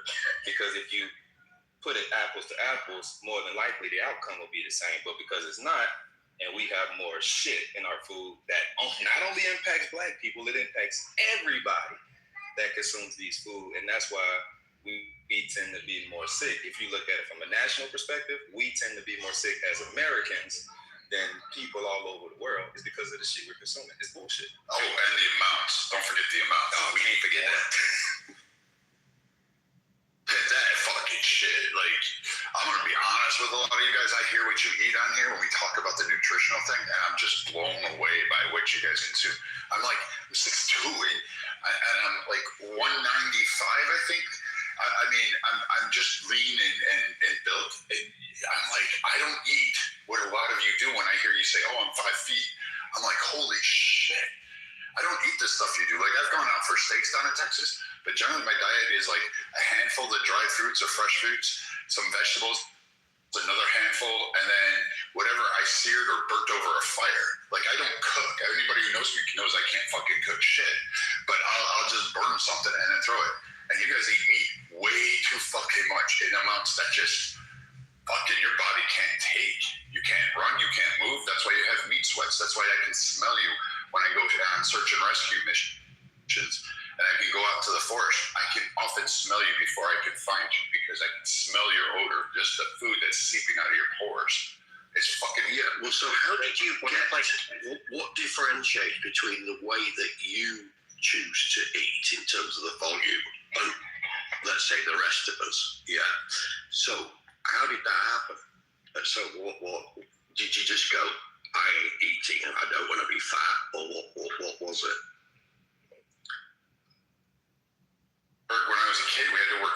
so we would spend most of the time, like I said, up north, busting our asses from sun up to down. We just, you didn't have a choice. Most of the time it was on the go, like you just ate there. We didn't have these big spreads. We were poor, and we didn't necessarily eat like massive amounts of, like, no one had a fucking entire roast. Like, you guys eating 22-ounce steaks. I'm like, in Texas, what do they call those tomahawk steaks? Who the fuck can devour one of those? I can't fucking eat one of those whole. Like, that'll take me a fucking month to get through that shit. Like, a deer lasts me a year.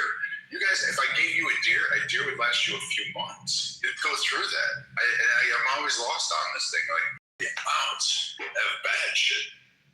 Yeah, but I don't think it's about that you were poor, because I think the poor people are often the fattest, aren't they? Because they eat the cheapest, which equates not in the rural part of the world.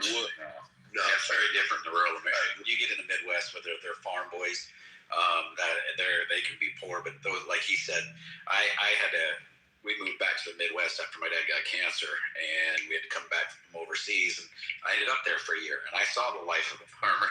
I lived it, and when he says they're up at before the crack of dawn, they're up at 5 doing chores, and they're out, they're finished baling hay, doing whatever it is till the sun goes down, and it is a different world. But like he says, they're more structured meals. We, like he said, a 22-ounce steak. When you look at a nutritional value, depending on the cuts, but you're talking about a 6-ounce maybe cut of red meat is all you need for nutrition. But that's never enough. Everybody wants the bigger steak. Why? It's great. It tastes great, right? But that's the problem. And when they look at it and they say that red meat causes cancer, that's bullshit. When you dig into it, what happens is the charred fat of gristle around the end done to a doneness of 9, which a doneness of 9 is the char. When you hit it, the char falls off. The fat is what gets the free radicals. That's what causes the cancer. You cut that off, you don't char your steak, then you don't have the problem. But again, we go back to what he was talking about before, whoever it was, it's what they're injecting our steaks with now. That's why when you have genuine grass-fed steaks, it's a completely different price, and they're a hell of a lot healthier for you. And so sorry, Marcel. Go ahead. Okay, so the only reason, you're right, we do have a choice today, but a lot of us don't really know the ins and outs, especially if you look at African Americans who are disconnected from the original culture, right? So a lot of those cultural practices, now we live white culture pretty much. We live this new culture. And so the reason why I call it European foods is because literally that's what they showed up to these places with. Now, if we look at the British when they showed up to Australia, right, and they started putting the indigenous people in the camps and taking them away from their nutritionally rich wild foods, these Aboriginal people started to develop taste for beef, flour, sugar, tea, and tobacco, right? And so their diet before, which was rich wild foods, would eventually become white flour, white sugar, camp pie, salt, and beer, which literally is the European diet, because that's what they showed up with. What European diet? Because a German diet is very different than a Portuguese diet. Yeah. Also, this is British. I would say a British diet. Okay. And so this was unfamiliar and nutritionally incomplete food.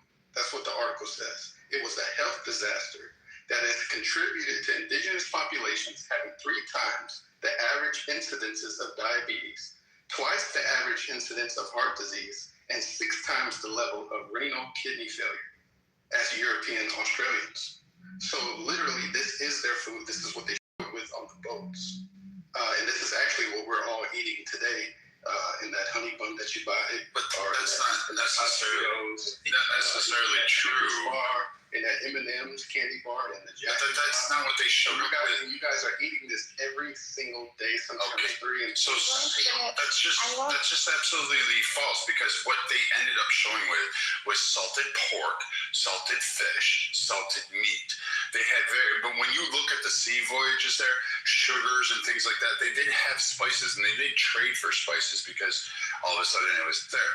But in terms of salt, like, there's salt in Africa. Like, humans need to have salt in their diets in order to live. Like, everyone knows the rule, or the rule of 3. You've got 3 days on average minutes without water, 3 minutes without air, and you got like fucking what is it? On average, 30 days without food. But there's a fourth element in there. You need like 3 grams of sodium. You need salt. You need that last little piece there in order to live. Like without it, you die. Period. Yes, thank you. But I mean, so like when the Europeans showed. So hold on, I'm going. They didn't show up with Mars bars. They didn't show up with all this stuff. They didn't have that shit. That was invented later on, and that was in America. Again, they didn't even have hybridized wheat. Like wheat. Okay. They actually imported from other worlds when they came down to like Africa. They said, "Oh, you have different wheats here. Let's go grab them." Yes. They went, dude, chill. I let you speak, and then dude, chill the fuck out, man. All right. Are we really going to do this? Are we really going to do this? Because like I'll just talk through you when you want to talk. No, you quite clearly don't. You said Mars bars, but then shut the fuck up and let me finish, dude. All right, so we're going to go through this. They didn't show up with hybridized wheats. In fact, they went there. Dipshit, they went there to get the fucking wheat, you asshat. They went there to get spices and find new sources of food. That's what they were doing, dipshit. They didn't give you fucking food. They didn't give you Mars bars. They didn't tell you to fucking eat this shit. All you do is just prattle on and say it's a European thing. And here's a crazy part. You didn't have to eat it because, again, 15 people in a boat against an entire nation didn't tell you you had to eat that. There's nowhere that happened. What ended up happening is the integration and the desire when, hey, we'll take this. We'll take potatoes back to Ireland because this is a need. We'll give you these spices. And there was a trade going on. And guess what? In Africa, they have, They have imported foods too from other regions that they took in response to those trades. So no, they didn't show up with hybridized wheat. That fucking cultivation came much later on in history.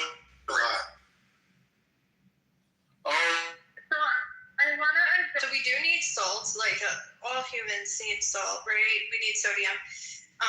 But the problem with the sodium is when it's too much. And a lot of our foods have too much fucking sodium in it. Our drinks have too much sodium in them. And certain people groups do have salt insensitivities. I'm a part of one of those groups, and it has actually put me in the hospital before, and I realized, oh shit, okay, I need to pay attention to this. I didn't know sodium was going to be an issue for me. But yeah, this is something obviously that's came newer in the United States. We're just, our food is fucking shit. But I think a lot of the things that you guys are saying is we just need to realize everything in moderation, and most people are not eating in moderation. I wouldn't even say moderation, because the fact, I used to live on 3 different continents, and one of them was Europe. And where I lived, there are special attorneys on the west side, American side, due to the military commissaries, grocery stores, and their main job of these was to allow food to come into the port from America to hit the commissaries because it's so illegal in Europe. I mean, if bring the fight where the fight is, like, matters. We no longer use food for fuel in the States. We use it for contentment. Look at delivery apps. Like, we need to re-teach what food is and what it should be used for. And Othello, I'm so sorry, but I was not following you at all, but maybe I'm on a different path here, but like, food matters. And to be honest, I spent 1/3 of my life outside the United States. Coming back, I've never been more sick in my life. People should get angry about this. They should be. It's about the government and the food manufacturing industry, because you do have a choice, but there's an education that has to happen before you can make the right decisions. And not go accept that not necessarily.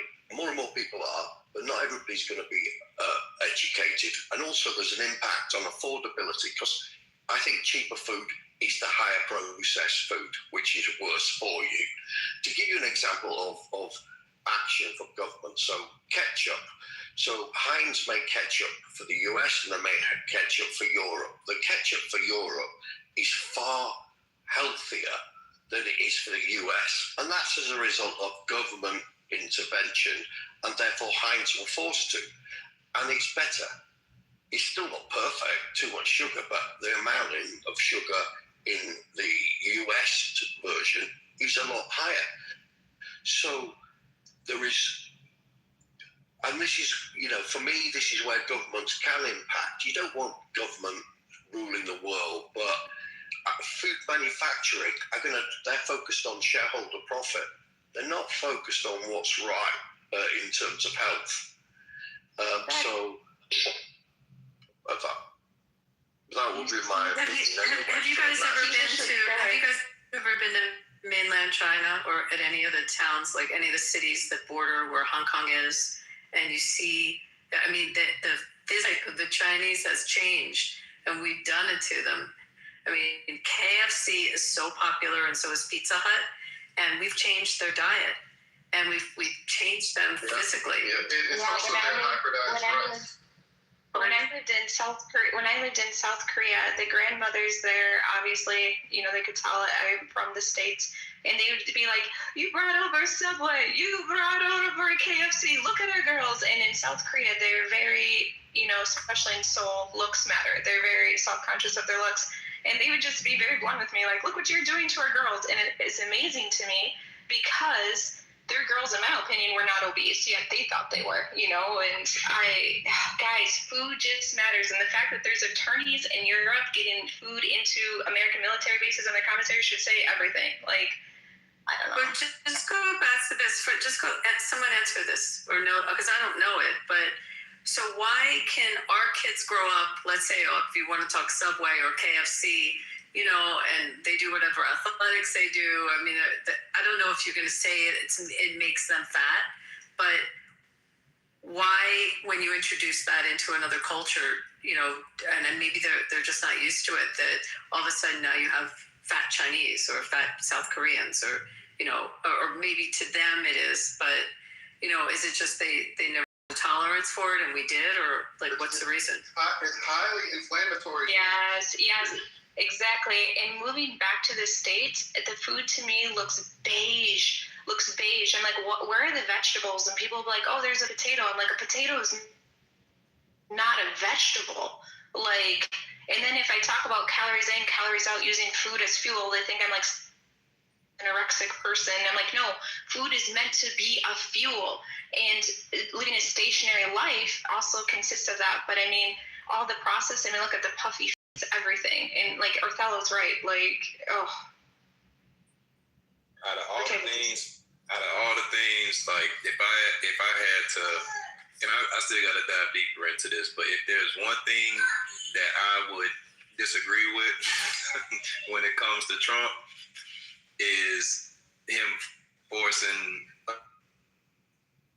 to take our food. That would be the only thing, because it's clear that it ain't no shit. So everything else I'm good with, but this would be the only thing. I understand why he's doing it, but I don't know. You really want to know a big difference? We have lost thousands, millions of hunters year after year. We're really, it's to the point where Fish and Wildlife, National Forestry Service is begging for people. They're offering you free opportunities to go hunting. In fact, they're offering you free public land spots, telling you where deer are. They're tracking this because they need you to cull the herds. They need you to go out. There's conditions developing, like chronic wasting disease, that's affecting antlered animals. So you need to have hunters come out there.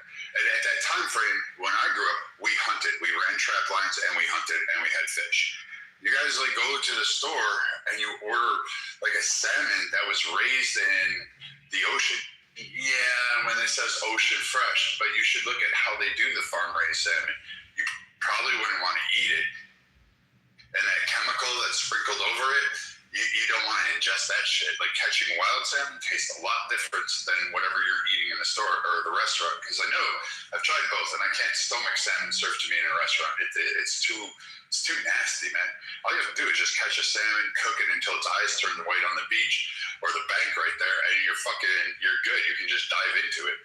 But I mean, you just you're eating the wrong shit and too much of it, and it's flavored with spices, so you can't even taste what it really is to know how bad it is. If you got rid of all the seasoning and just ate it, you'd spit it right out. I'm telling you. And we would need to actually start going, hey, that bag of carrots, yeah, maybe it's altered, maybe it's a hybridization nowadays, but it's still more healthier than the bag of Doritos, and it costs less. You can see it in the stores. Brad, what's the healthiest place?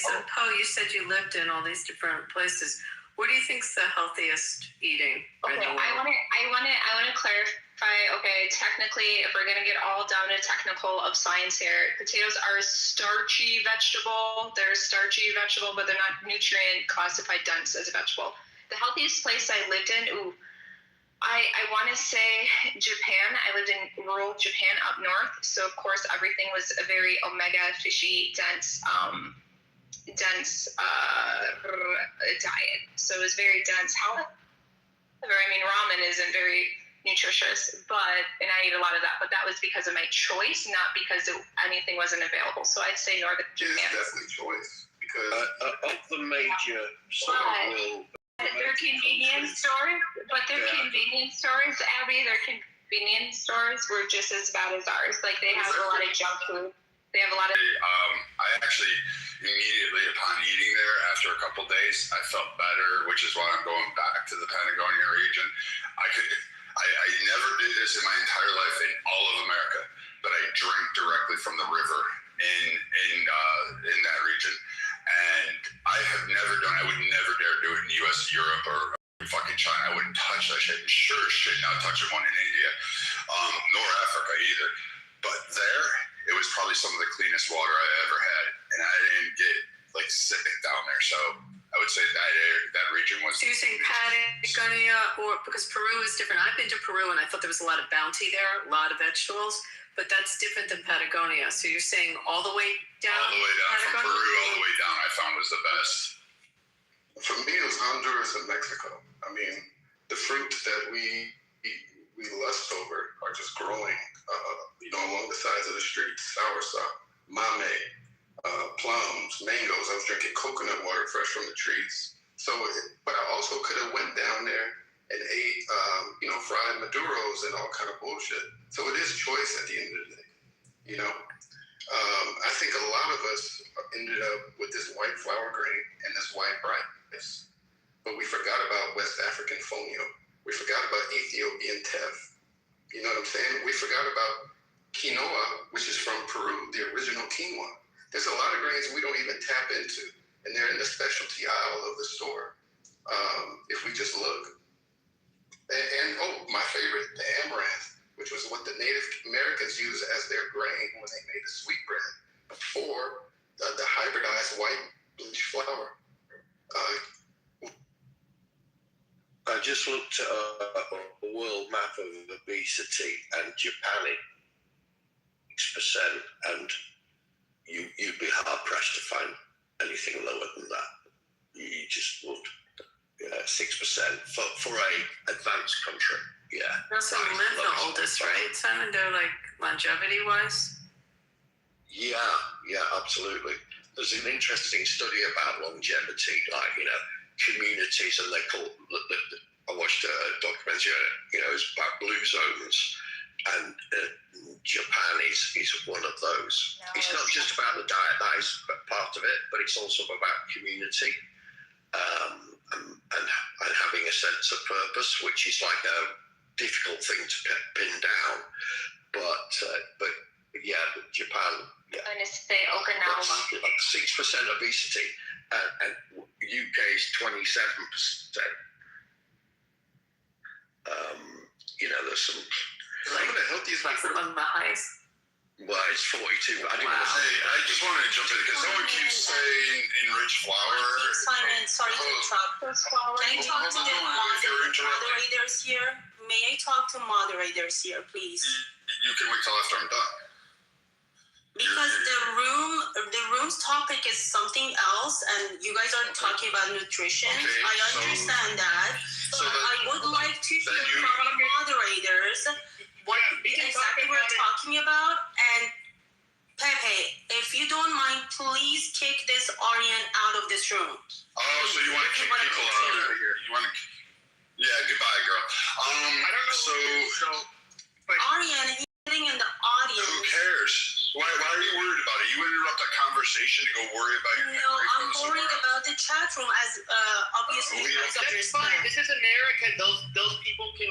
Yeah, they live there. He You lives guys in let them. Iran. He's literally Good, let them live in Iran. Yes, and here's the beauty of it. Is I'm in America. So I just want to go to people who talk about enriched flour. Like I don't know if you actually know what enriched flour really is or how white flour came to be. So first off, it wasn't white.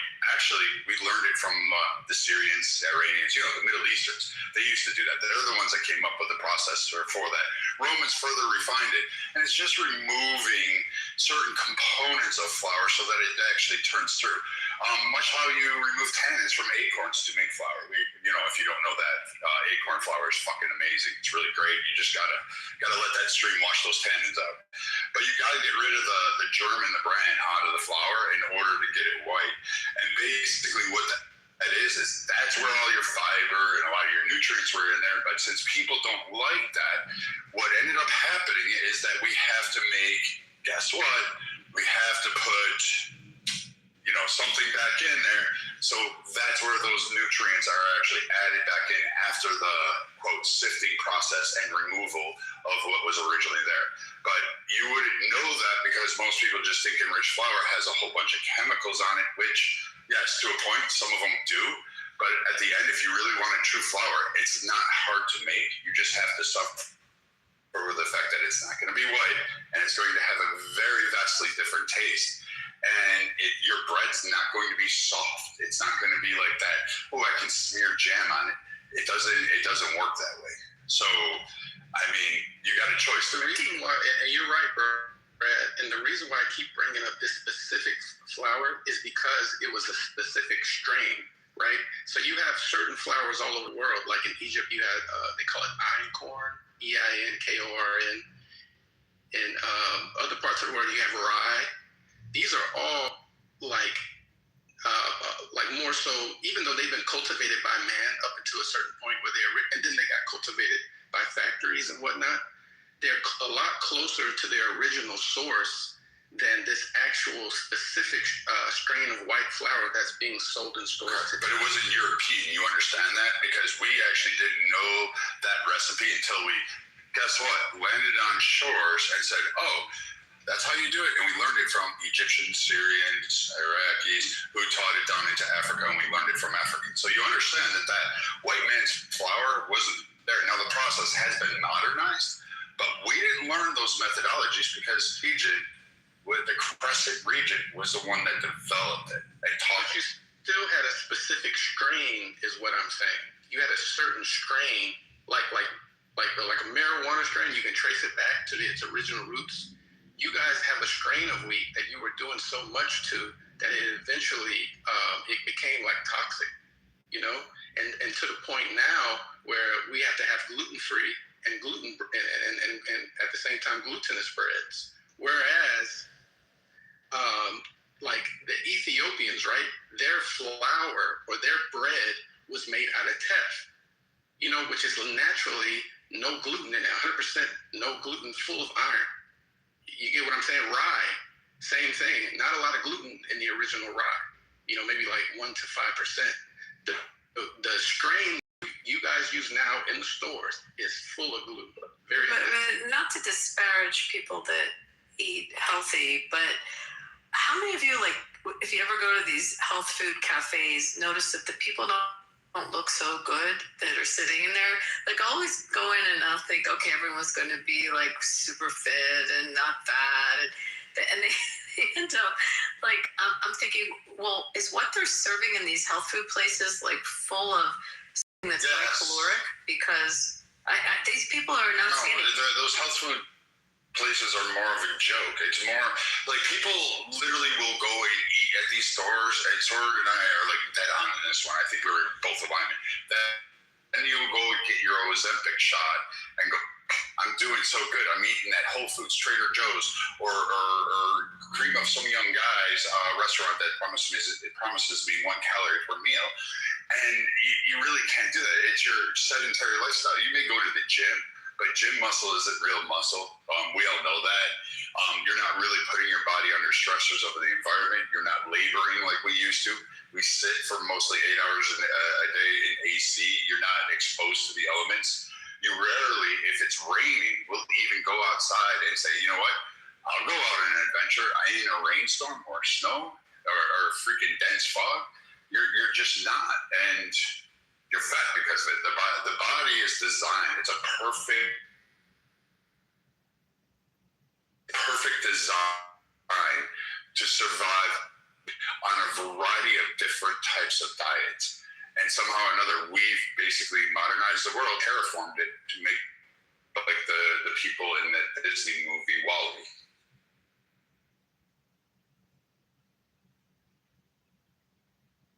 Yeah, and also we live in cities, don't we? Which, you know, what you're describing as a better way of living your life, it's not that simple, is it, when you live in a city? But it is. Like, you know what? Everybody step out of the wild. Yeah.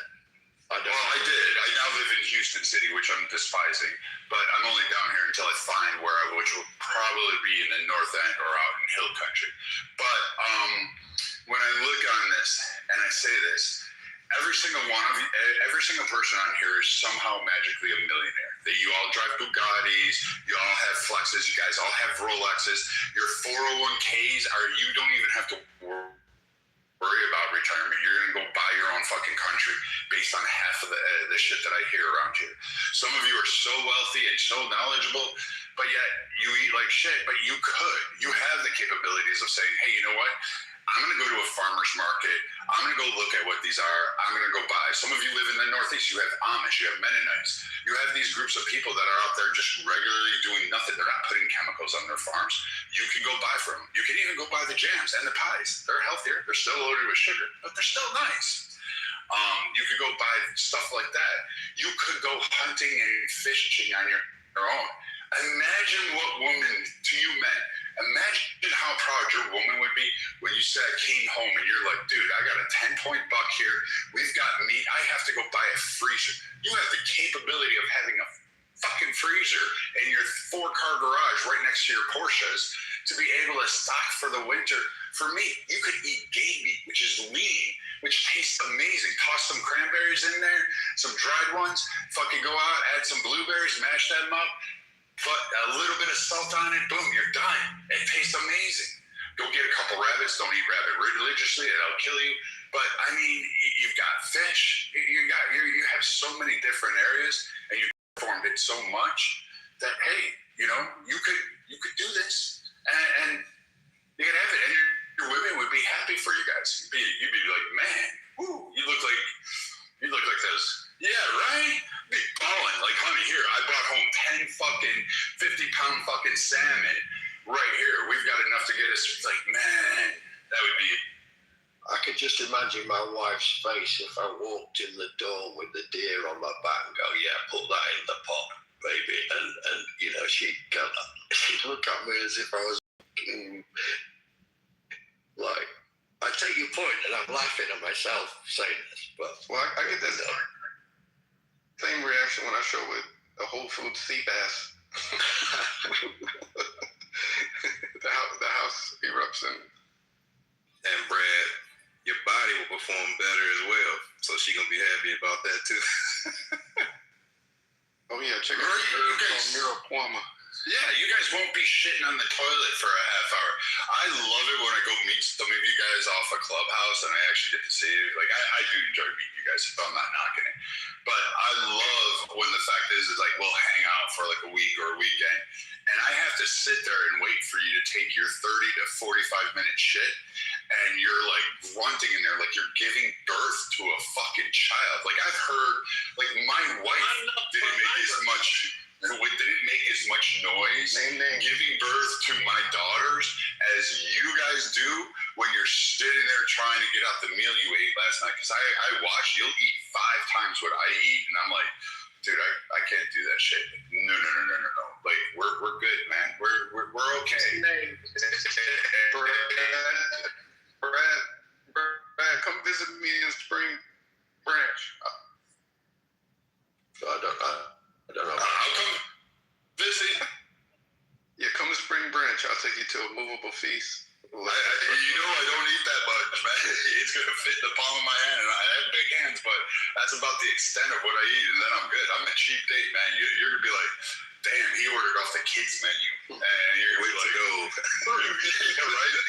Passed on all this other shit. He just ate the meat and the vegetables, and didn't use any. He was like plain, no seasonings, nothing. Brad, you'd be a lot of fun at the buffets here in Vegas. Let me just say. Be a little disappointing. I've been meaning to ask you this. What do you think of the oral arguments? Lots to say about it. I mean, I don't want to hijack the room. I mean, we got into this the other day in the room. I mean, I had my prediction on why I think it's going to be a 7-2 verdict, but that's just my thought. I mean, I'm putting my markets. I have not looked. No, I think he loses. I think. All right, Abby. Here's what I'll do. Are we betting this? We're betting $1, woman, $1. Okay. I'm going for Marshall, it. you put money on this one too? Am I the only one that thinks that? Okay, gambling's not a sin. It's okay once in a while. So, what do you think? I think it's 6-3 Kagan, Sotomayor, Thomas Brown Jackson, then Amy Coney Barrett, Chief Justice Roberts, and Gorsuch. You're going 6-3. I'm going 7-2. I'm done. Jackson. I'll bet $1 on this. All right, Brad. Where do you go? I'm taking Trump who gets away with it. I think they actually come out on top with it. And then they're going to force Congress to actually legislate and actually have to put forth an amendment. And I think Roberts gets to skate away from it, saying, hey, it is true that Congress did not legislate for this and that it's not clearly defined under the legislation, especially when it comes to domicile. Abby, let me ask you this. What do you think it's going to be hinged on? I mean, I just don't think they proved... I mean, just in terms of going on the oral argument, listening to the justices and their questioning, I think that they didn't present a situation where it would, I mean, obviously it would never void out anything in the past, but I didn't think it presented that wasn't the intent. They have a problem proving intent of non-domicile. You're saying right now, I don't know. I just just the same thing when the Dobbs decision was brought up. Anyway. I could be wrong. Hey guys, I'm wrong on the final four. Ask Fever how it goes. I have UConn. I still have UConn. But I'm telling you, like at that time, people were like, "Oh my God, they didn't do such a great job," and Trump still came out with it and was able to revert it to the state. So I'm just saying, I'm going to take the wager. I think it's a coin flip either way, and I don't think you're wrong in your assessment because we never know what this. I think Gorsuch, I just think doesn't rule in Trump's favor on this, and he gets stuck on the Native American thing. If you noticed, he always does, and counsel was not prepared for that, for those questions, and should have been. But I also thought Ketanji, I say her name all the time. Ketanji Brown's question about Japan and like getting your wallet stolen or whatever the hell that was, it's just insane. Just really not scholarly. Dumbest SCOTUS ever. By far. Dumbest. I mean, she's dumb. Yeah, I mean, the questions and her opinions are not based in law. They're based in like activism and I was just about to ask you about that. Yeah, I mean, look at the last one. What case was it? Amy Coney Barrett had to like call her out for the stupidity in her opinion. Ruth Bader Ginsburg. I mean, she was brilliant. It's not to say I don't remember anybody referring to her as dumb. She was obviously to the left, but this woman is. I think Amy Coney Barrett's even kind of like chastised her. Yeah, that's what Abby just said. That's okay. Well, chastised is a better word than I use, but yeah, she did. I don't know. I don't see the arguments being strong enough constitutionally. I'm not taking an opinion that I wish they weren't or they were. It's just listening to the justices. I don't know, Marshall, you asked me the question. What was your takeaway? Marshall. Well, let me ask you. Marshall, what was your takeaway the same? Something similar. I didn't think the government proved their case. I thought the ACLU advocate presented badly with continuous reflections to common law. Yes. The domicile was not needed under common law. There's an instance where she and Justice Alito were arguing. Justice Alito asked her a question about domicile. She said, no, it's not domicile. And then Ketanji Brown Jackson stepped in and said, no. In fact, in this case, I guess it was one Kim Mark, I think, that there had been issues of domicile a bunch of times in the decision. And then the advocate for the ACLU said, oh, yes, I agree with you. So I thought she presented badly. Right. But I thought she was better into the case. I didn't think she was good at all. I actually thought that the Solicitor General handled case law and citations excellently. I think he was, when you have an appellate argument, you have to be ready to jump out with the case law citations. And I thought he was really good with that. The one area he wasn't prepared, but he was prepared on case law. I didn't think she was. So let me ask you all this. Like 2 or 3 cases the whole time. I know. Which was like why? Do you think they used her for another reason? I didn't understand that. She didn't seem like. No, you would think that you would have 3 points to prove each key point you were making, right? So you'd have a bunch of different court cases rather than 3. So let me. It's such a gimme, this case, because if anything, this Supreme Court is going to go literal. When in doubt, they're going to go with the letter of the Constitution. And the Constitution is so clear on this that trying to argue original intent, I think, is far-fetched. So I said this in a I'm so redundant. I'm redundant on this, but on any of these cases, you have to look at the legislative intent. You have to look at what was happening and what was behind how something was written, and you have that with the 14th Amendment. I was talking about this. That guy Howard out of Michigan, who was the drafter of that section with respect to jurisdiction thereof, and you would go back normally and look at legislative intent, look at what was happening at Congress, what was presented in Congress, speeches on the floor, what was in the congressional record at the time. You'd have to examine all of it when you look at intent. That's normally how you would look to try to rip something apart or support. So that's what I was about to ask. Go ahead. Only if the language is unclear. Like Second Amendment, we're expecting a literal. To look at that. I'm sorry, Sword was asking. Right? Yeah, I was going to ask, and this could probably tie into Normal's question. Do the Supreme Court justices actually go and read these things, or do they just kind of hear what's being said and make a decision based upon what's being said? Briefed. They're reviewing the briefs. Their staff. They have a lot of significant law clerks that work for them, and they review the briefs. And then you also have something called amicus briefs, which translates to friends of the court. And it will be another entity will file a brief in support of a position if it helps them in their world. So you'll have this who filed the amicus briefs. I haven't read it. enough about the case to know, but I'm sure there were some. So if they go back and read all of the sources, because he put a lot of sources in his brief. I mean, all the case law you're talking about? They'll read all the case law, absolutely. I mean, will they personally, they'll have the law clerks will read it, and then the law clerks will brief.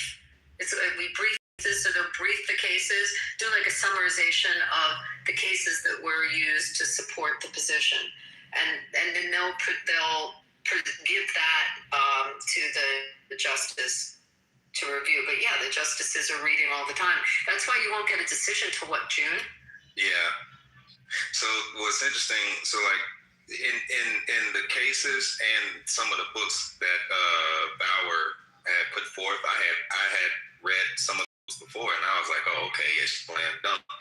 Because in some of these cases, in some of these books written by these legal professionals, you know, 1700s, they're literally saying the kid gets their domicile status from the parent. They're literally saying it as clean as that. So I wonder, like, if they have this information of no complexity, it just says what it says. The only way I can see them ruling against it is some type of malicious, you know, like I can't see them ruling against it if they have it literally right in their face saying what it says. So what are your, you know, you have what I have. So what other contributing factors kind of go into these things other than just the documentation? Well, stare decisis for one thing. Say it again. The word out of my mouth. Go on, I know. Stare is for one thing, which is fancy Latin for precedent. I mean, I didn't see Dobbs coming. I said, there's no way they may not like the decision of Roe, but they're not, but stare decisis is precedent. I mean, the country has been operating with one interpretation of the Constitution for this many years, whatever it was, 50. The same thing is true with this decision. We've been operating with this interpretation for some time, that it would be an undue, what the justification of stare decisis, maybe you know, Abby, that would place an undue burden, shall we say, on people who are operating with this one definition, even prospectively, as the Attorney General made clear, meaning looking into the future. Someone can Google this. I don't know the amount of cases. Years, right? Yeah, but there's how many cases have actually been completely overturned by the Supreme Court? Obviously, the most famous one was Dred Scott. I mean, as soon as after Dred Scott, you can like count it on one hand, right? Like, yeah, the Korematsu, Ferguson, you know. Yeah, but essentially, it's not common that we. So this would be a big one. Well, this court's been doing. Yeah. So I mean, we did. I mean, the Chevron one is. I think you and I drift apart. I think Roberts is actually excited for cases like this in order to put more. I think his overall goal is to reform and draw back the Supreme Court to be what it was originally founded for, not to be the third legislative, I guess. Well, it is, but not the legislation is basically what he's trying to do. And I think a lot of the justices agree with it on mostly the conservative side. They're like, Congress needs to do this, not the Supreme Court. You can't just say, hey, here's a law, and we're going to give this broad, wide opening interpretation and allow whatever to happen. No, you need to be very specific. You need to follow the parameters of the Constitution and be able to, in effect, make those kind of changes. So what type of... Thanks, Norm. I don't know what you sent me, but it's a coin thing. Well, so Normal, you may be able to answer this. What does it take to... Don't spend it all. Sorry, it's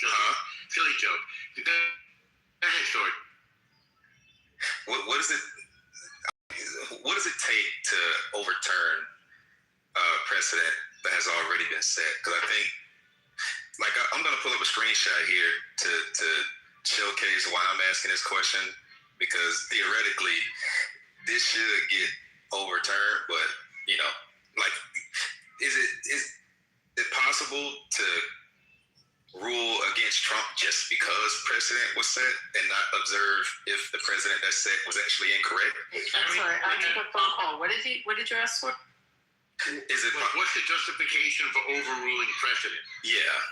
And is it possible to go ahead. It's a really good question, and the examples that we gave are really good examples to think about. So, in the situation of Plessy versus Ferguson being overturned by Brown versus Board of Education is an example of the shift and the change of the country and the direction of the country, and to overrule segregation and the country and the policies of the country that were changing, the mores of the country that were changing. So, I mean, it can happen. The same thing with the internment of the Japanese and the Korematsu case. I mean, when it becomes either the policy is so shocking to how the nation now has its going forward, and its directions. Gay marriage is an example of that. So it would be more of I'm going to say the cultural trends, and I'm probably not saying this in the right legal ease to say it properly, but that's kind of when that happens, when there's a shift in the nation. Does that make sense? Gotcha. Yep. Now, and my second. Okay, I'm just going to add, similar to Abby, I think they're constantly trying to make the right decision for the good of the nation, which is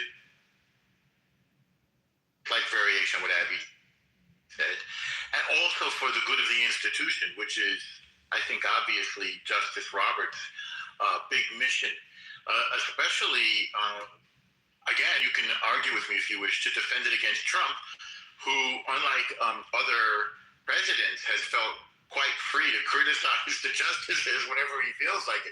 Others have done it a little bit, but whatever other people do, Trump does it even more. So I don't know if you heard this when he started talking about the justices. That even when you appoint them, sometimes they feel like they can go against you. Go figure. Tongue in cheek. Yeah, he does it in a comical way, which I give him credit for. And he said, "Oh yeah, the Democrats, they're always, his equivalent of on code. They always vote together, but the Republicans, they'll sometimes go against you, even if you appointed them." It was pretty funny, I have to say. He's always funny, even in his his unitary executive approach to the office, meaning the consolidation of presidential power.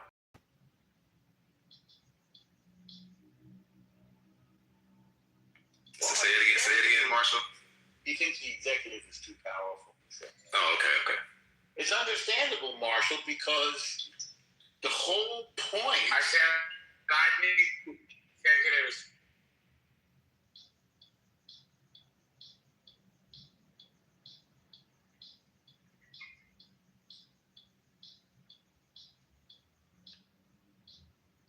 I think he might be tired of. The whole magic of our system is the checks and the balances. This is what the balance of powers, and B, the respect for our institutions and documents. Like, Russia, for example, has a constitution, but they ignore it. So it's great that they have a nice constitution, but it doesn't do them much good.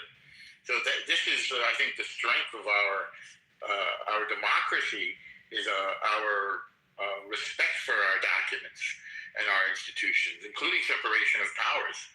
So, I think it's terrific that sometimes the Supreme Court will do what they feel is right rather than what they think that the person who appointed them would want them to do, Gotcha. And from a Supreme Court justice perspective, is it possible for them to rule against Trump just on the premise that precedent has already been set? Is that a possibility? This is a justification. Yeah, they can. They can say the court has decided something. This is our answer, and not overturn precedent. But that, on the other hand, they could also just not take the case, right? In the first place, they could have chosen that because of stare decisis. Like, let's not waste our time. This is already written. So they must have decided that this was worth hearing. Maybe to put a check, maybe to give Trump a little message. We're going to see. I mean, I'm predicting, but I think Viking said you can't predict what Trump is going to say or do. I mean, I'm sorry, you can't predict what the Supreme Court is going to say or do, or Trump. The one thing that I wish you would have brought up when it comes to defending the fact that the Americans decided to adopt a different version of common law was in the British common law. Once you became a citizen, you couldn't expatriate. Versus here in America, the day before the 14th Amendment, they passed the Expatriation Act. If he would have brought that up, I think that would have drove home his point even further to demonstrate that, as the system was getting set up over here, they didn't fully adopt the full concept of British law. Is that they kind of took what they had because the colonies were all set up under common law. But then once they broke away, they had their own rendition where they accepted some practices of Roman civil law. I think if he would have drove that point home to get the opposing party off of the canned response of, it's British common law, it's British common law, I think it would have drove it home a little bit further. That's interesting. It's an interesting perspective. Now, one more question I have, because when the Ms. Wong, the lady who was opposing Trump's point of perspective, it seemed like the Supreme Court justices were leading her with their talking points. So, like, what is is there a format for how these things should go? Because the questions that Bauer was being drilled with versus the conversation or the leading conversation that Wang experienced was like two different sessions. You never know how that's going to go. And that's also the positions. I mean, the judge isn't supposed to make your case for you, but in an appellate, you can have the justices really pull you in a direction if you're struggling, and they kind of have a position. They're not supposed to be kind of preconceived, a gift or a gimme. Like they'll help along. I mean, you see it in court also. Generally, a judge is not supposed to be doing the questioning, but sometimes you'll see a judge interfering and directing the witness in a better direction than their own lawyer is doing. Is there a formula for it? I mean, they're supposed to come in very unbiased, but you could see. I mean, I felt that was going on for sure. I mean, I see that with the liberal justices. I mean, definitely saw that. But I don't know. Is this the first time you listened to an oral argument? No, I've listened to, I think, maybe I listened to the tariffs oral argument. I listened to quite a few, but I just started it. So this has been like year two of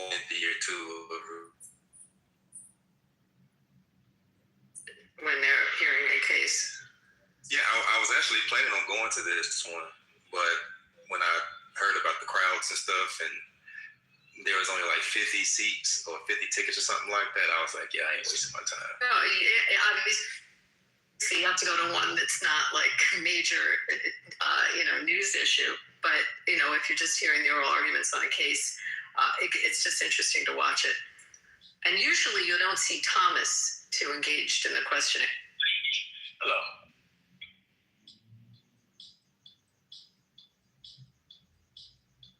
All right, so I just PTR'd one of the books that Bauer put in his brief, and this is one of those. This is the reason why I was asking my question, because it literally just says it. The kid, it takes on the domicile status of the parent. And the reason why is because the kid can't govern themselves. So they don't even have a legal capacity to establish domicile. So therefore, they would inherit it from their parent. And their parent would inherit it, and their parent would inherit it essentially from, their place of origin, their parent, so on and so forth.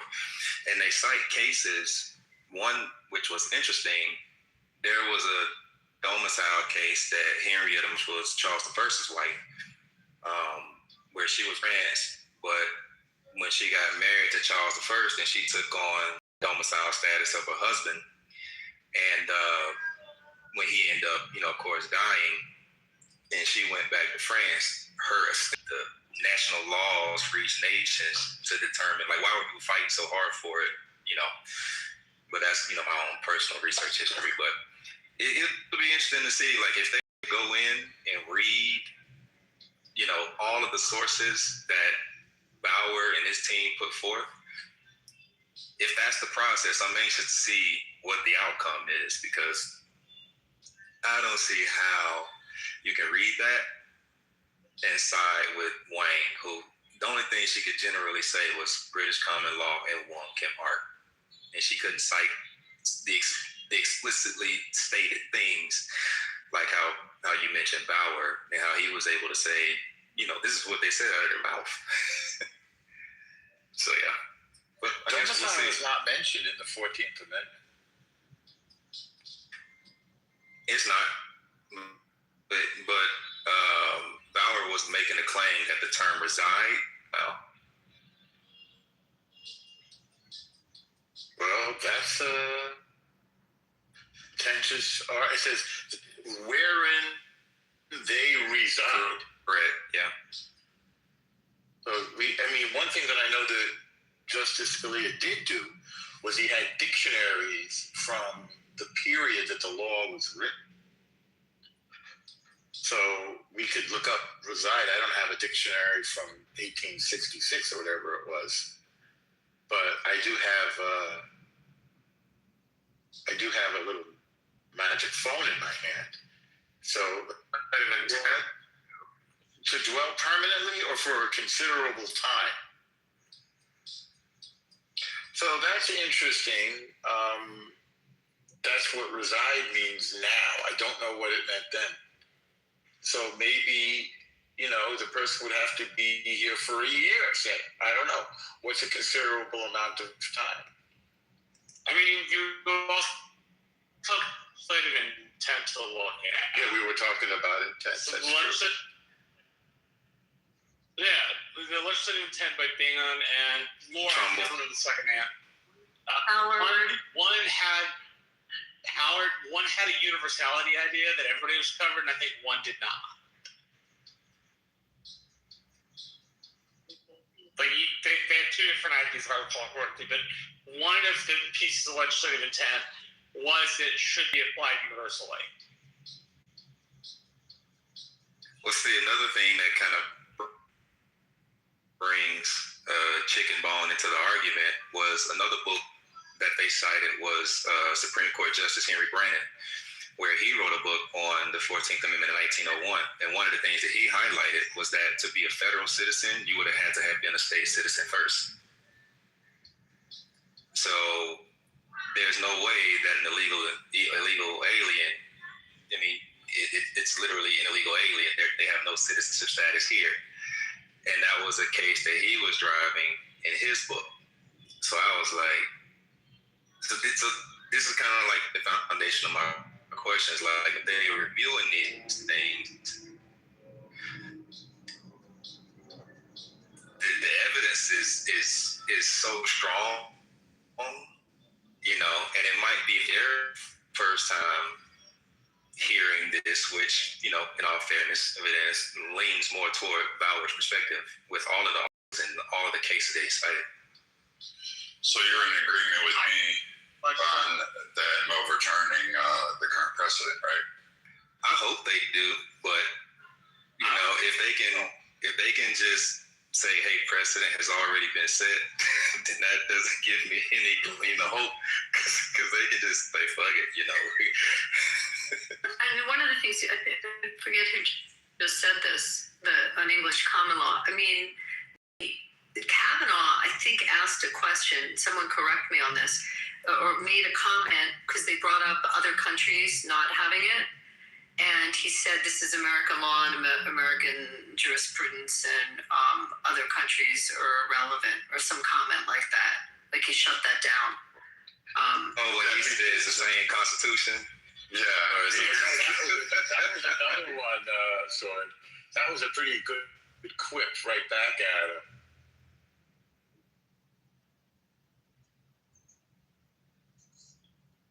Different times, same Constitution. It was like a stone cold look too. Oh, I wasn't watching, I was only listening. But I noticed the general that like you can't shoot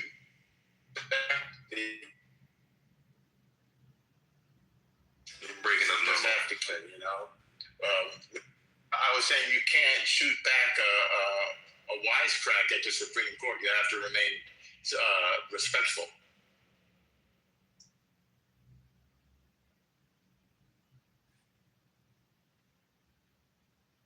Sometimes they have.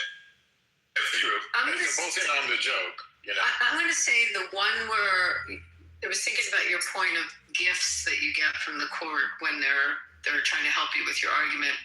I thought in the Harvard Asian case that there were a lot of gifts that were given to counsel for the Asian community that was arguing. I thought from the conservative justices, I'm remembering that argument, and they were reinforcing things he was saying. It wasn't, you didn't hear the pushback. I mean, on that one, I remember thinking, oh, they nailed this.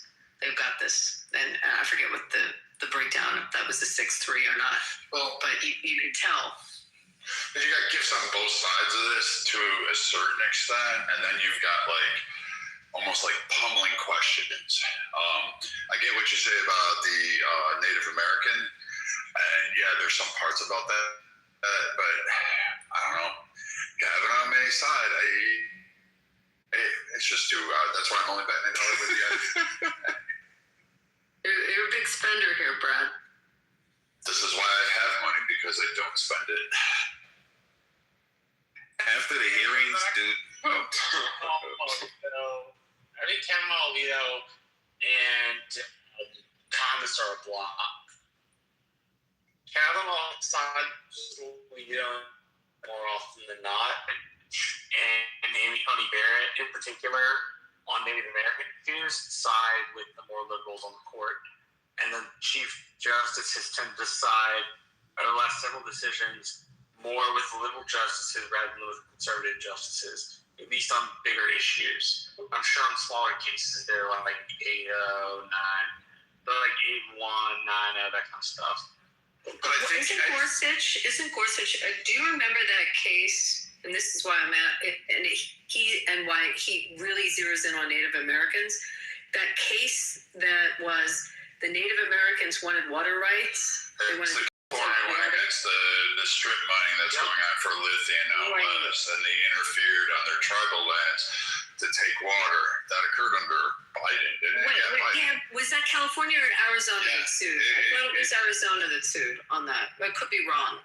I thought it was California, and then there's the water rights that occurred with California and the stuff in the lower states too. So like they both kind of had impacts on it. I think think he sided with the liberals on that, or did he write the opinion against? Sided with him. Gorsuch has made some liberal opinions. He's the first Trump appointee, as I recall. Well, he's a textualist. He's not a strict originalist like Lito. At least as I understand textualism, more often than not, is what the words on the page read.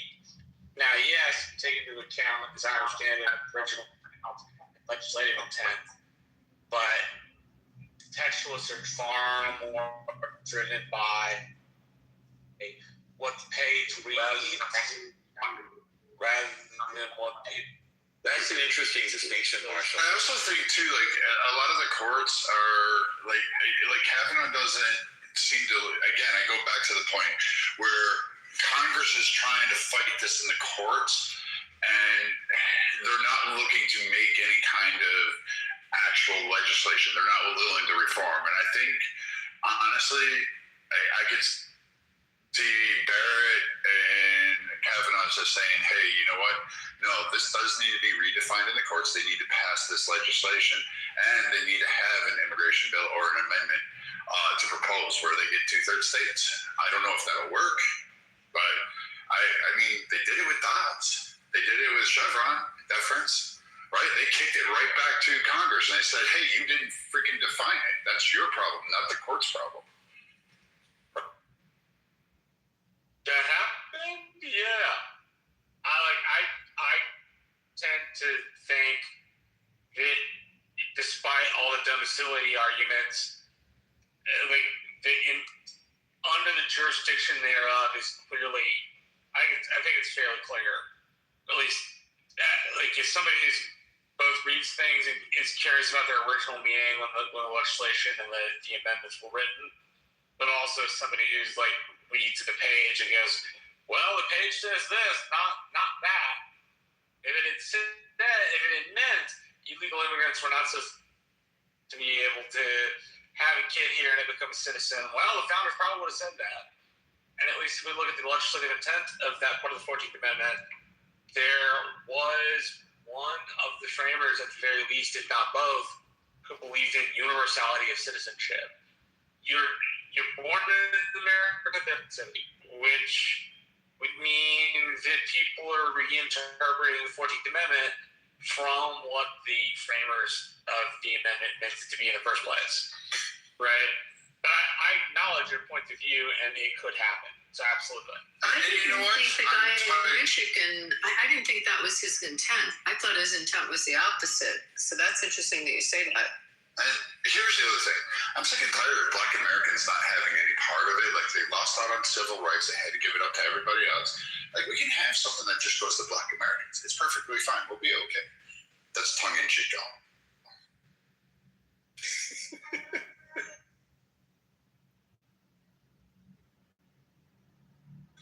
So I guess from this point forward,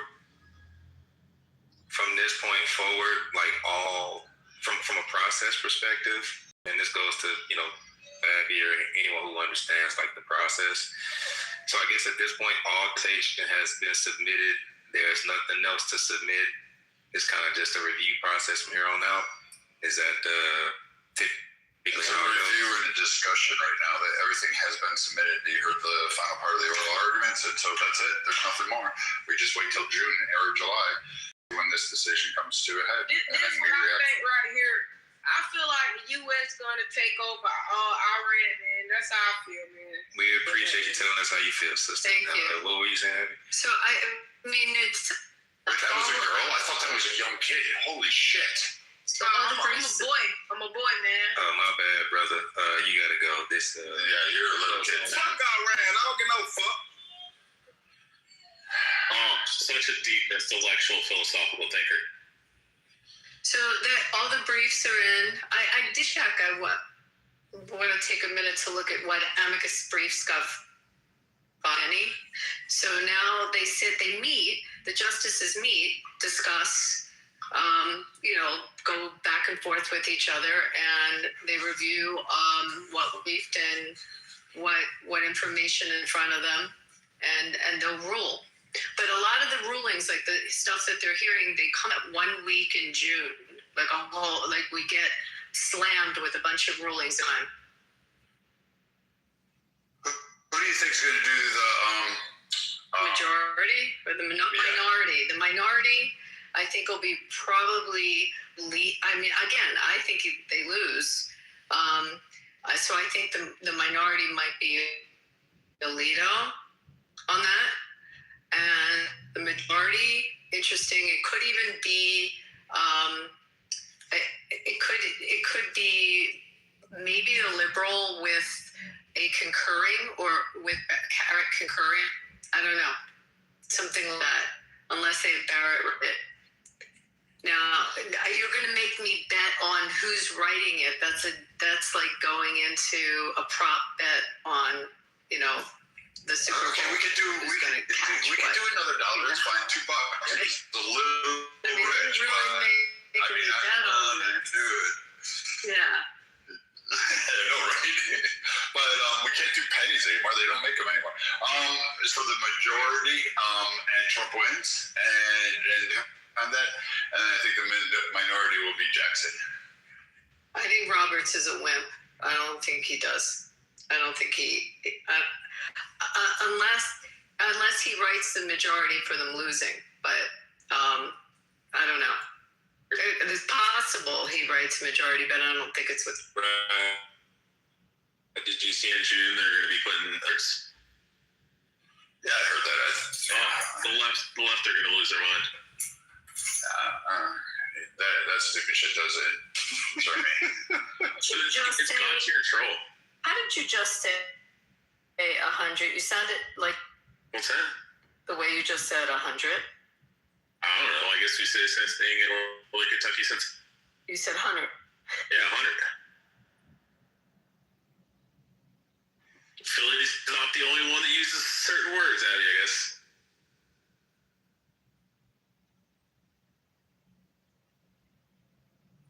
Yeah, they're supposed to be coming out with a gold coin and coming out with a new silver dollar coin. It's supposed to have Trump's face on. That's supposed to be by the end of the year. But all U.S. currency is going to have his signature on it. It's going to be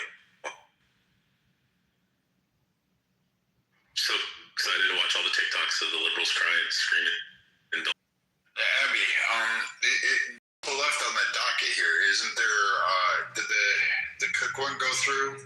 Because we've got Cook, you got Slaughter, and then you got Watson versus the RNC. And I think on my deck is the gnome one. I forget who that was. And then the ice one. But then what was it? The Havana Dock and Caribbean will be an interesting one too as well. But I mean, you've got the gun ownership case, whether banning gun ownership for drug users violates the Second Amendment. That'll be an interesting case to see where everybody stands on that one. What state is that from?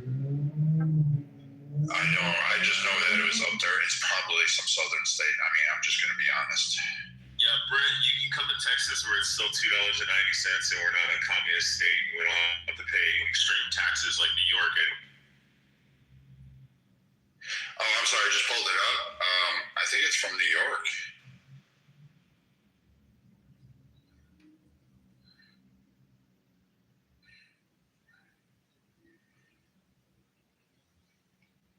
I'm glad that Mamdani is mayor because he's going to make everything cheaper by scaring everybody off.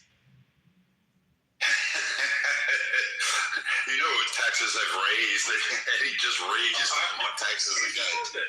Scare everybody away. I want to live in New York. It's fun. You can't because you can't even purchase the property because you have to list just give it a year or two. Maybe you should have spent that money on spilled liquor from bars from one side of the world to another. I just like him, and this is just personal. Like I thought he was retarded to begin with, but when that young baby was just shot he was in a stroller. This young little fucking kid was shot because God forbid we actually put away criminals anymore in this country. But this kid was shot right through a corner store, right into the stroller, and my dummy goes up there and gives us like, oh, you know, we just need to crack down on all this stuff and blah, blah, blah, blah, blah. And I'm like, you're the one that ran on fucking killing police officers off. You were the one that ran on removing all this shit and making everything free. What did you think was going to fucking happen? Well, I think Mamdani is just upset that he didn't get accepted into the New World Order. Someone ought to push him in front of the fucking train. Lord, I was walking today. There was this old man who's like a Republican who used to listen to my dad, and was telling me politicians were up to like my congresswoman, the woman I was working for, couldn't do anything. And then he goes, you know what? Vance needs to, take care of business, get along with the CIA, get a long range sniper, and take his ass out. I was flabbergasted. I was like, we're just like plainly advocating for capping the executive. Interesting. Something I never thought I would hear. Yo, Abby, was Brent actually a district court judge, or did he just work for the district court judge? Because I heard two different stories. Brent? No, different. Brent. Yeah, Brent, the one. Yeah, I'm the judge. He claimed that he was a district court judge. No, that's Brent. Oh, Brent. Okay. I didn't know if he actually was or not. Because I heard somebody like dragging him, like telling him that he actually wasn't a district. We got somebody named Sean in this room. Is your last name Michaels? No? What? Okay. Yeah, I don't get that either. I guess you guys never had a childhood. Oh, are you talking about that wrestler guy? Yeah, we weren't allowed to watch a lot of that. Yeah, I stopped watching it when I was like 8 years old, and I found out it was all state. It was a lot of fun, though. A lot of childhood memories. Oh, yeah. I remember Hulk Hogan and Andre the Giant and Roddy Piper and them, but, I mean, we were briefly allowed to watch it, and then people looked at us and said, way too much violence. You can't watch it. Mamdani, that's way too much violence. What did you think about Mamdani and more assaulted by the MAGA protesters than the would-be Obama terrorists? Yeah, we can't hear you, Monica. You're in Matrix. Oh, Papa, can you? We couldn't hear you. I did think it was funny. Epic can translate voices. Oh my God, it's Monica. We heard you fine, Mom. Party's over, guys. To any of like the real legal pundits on this, on that case, just believe it. Like, what are they saying? Like, what's the guy Turley that's on Fox? He's saying that he agrees with overturning it, but he doesn't know if they put it. Like, they're basically just guessing. It's all, everybody doesn't know. It's all up in the air right now because some people say they didn't prove the case, and then others are like, oh, it's clearly evident, just depending on who you are. So, I mean, it's. I don't know. It's all over the map. Did you see those? So those two terrorists, like I guess they're like fell off that threw the failed. Oh, the ones in Philly. The guys from Bucks County, Philly. That did it in New York in front of Donnie. Yeah, the Turkish guys.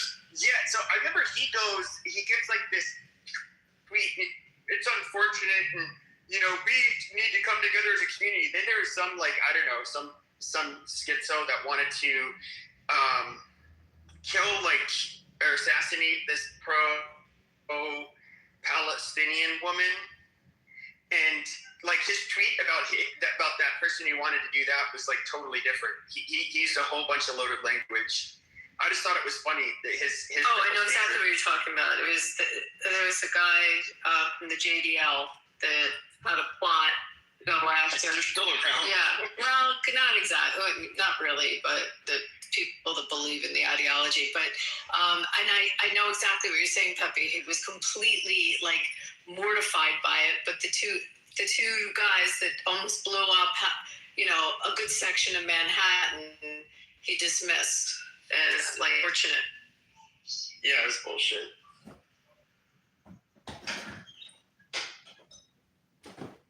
So going back, I'm going to jump off. So, okay, Charlie, everyone's guessing. And what are they saying on? I don't watch CNN, so anyone watch that? I follow just quick snippets of it, so I didn't watch the full extent, but they're all over the map too. Like they're arguing, like I don't know if we proved our case, and they're like, and they're already prepping for the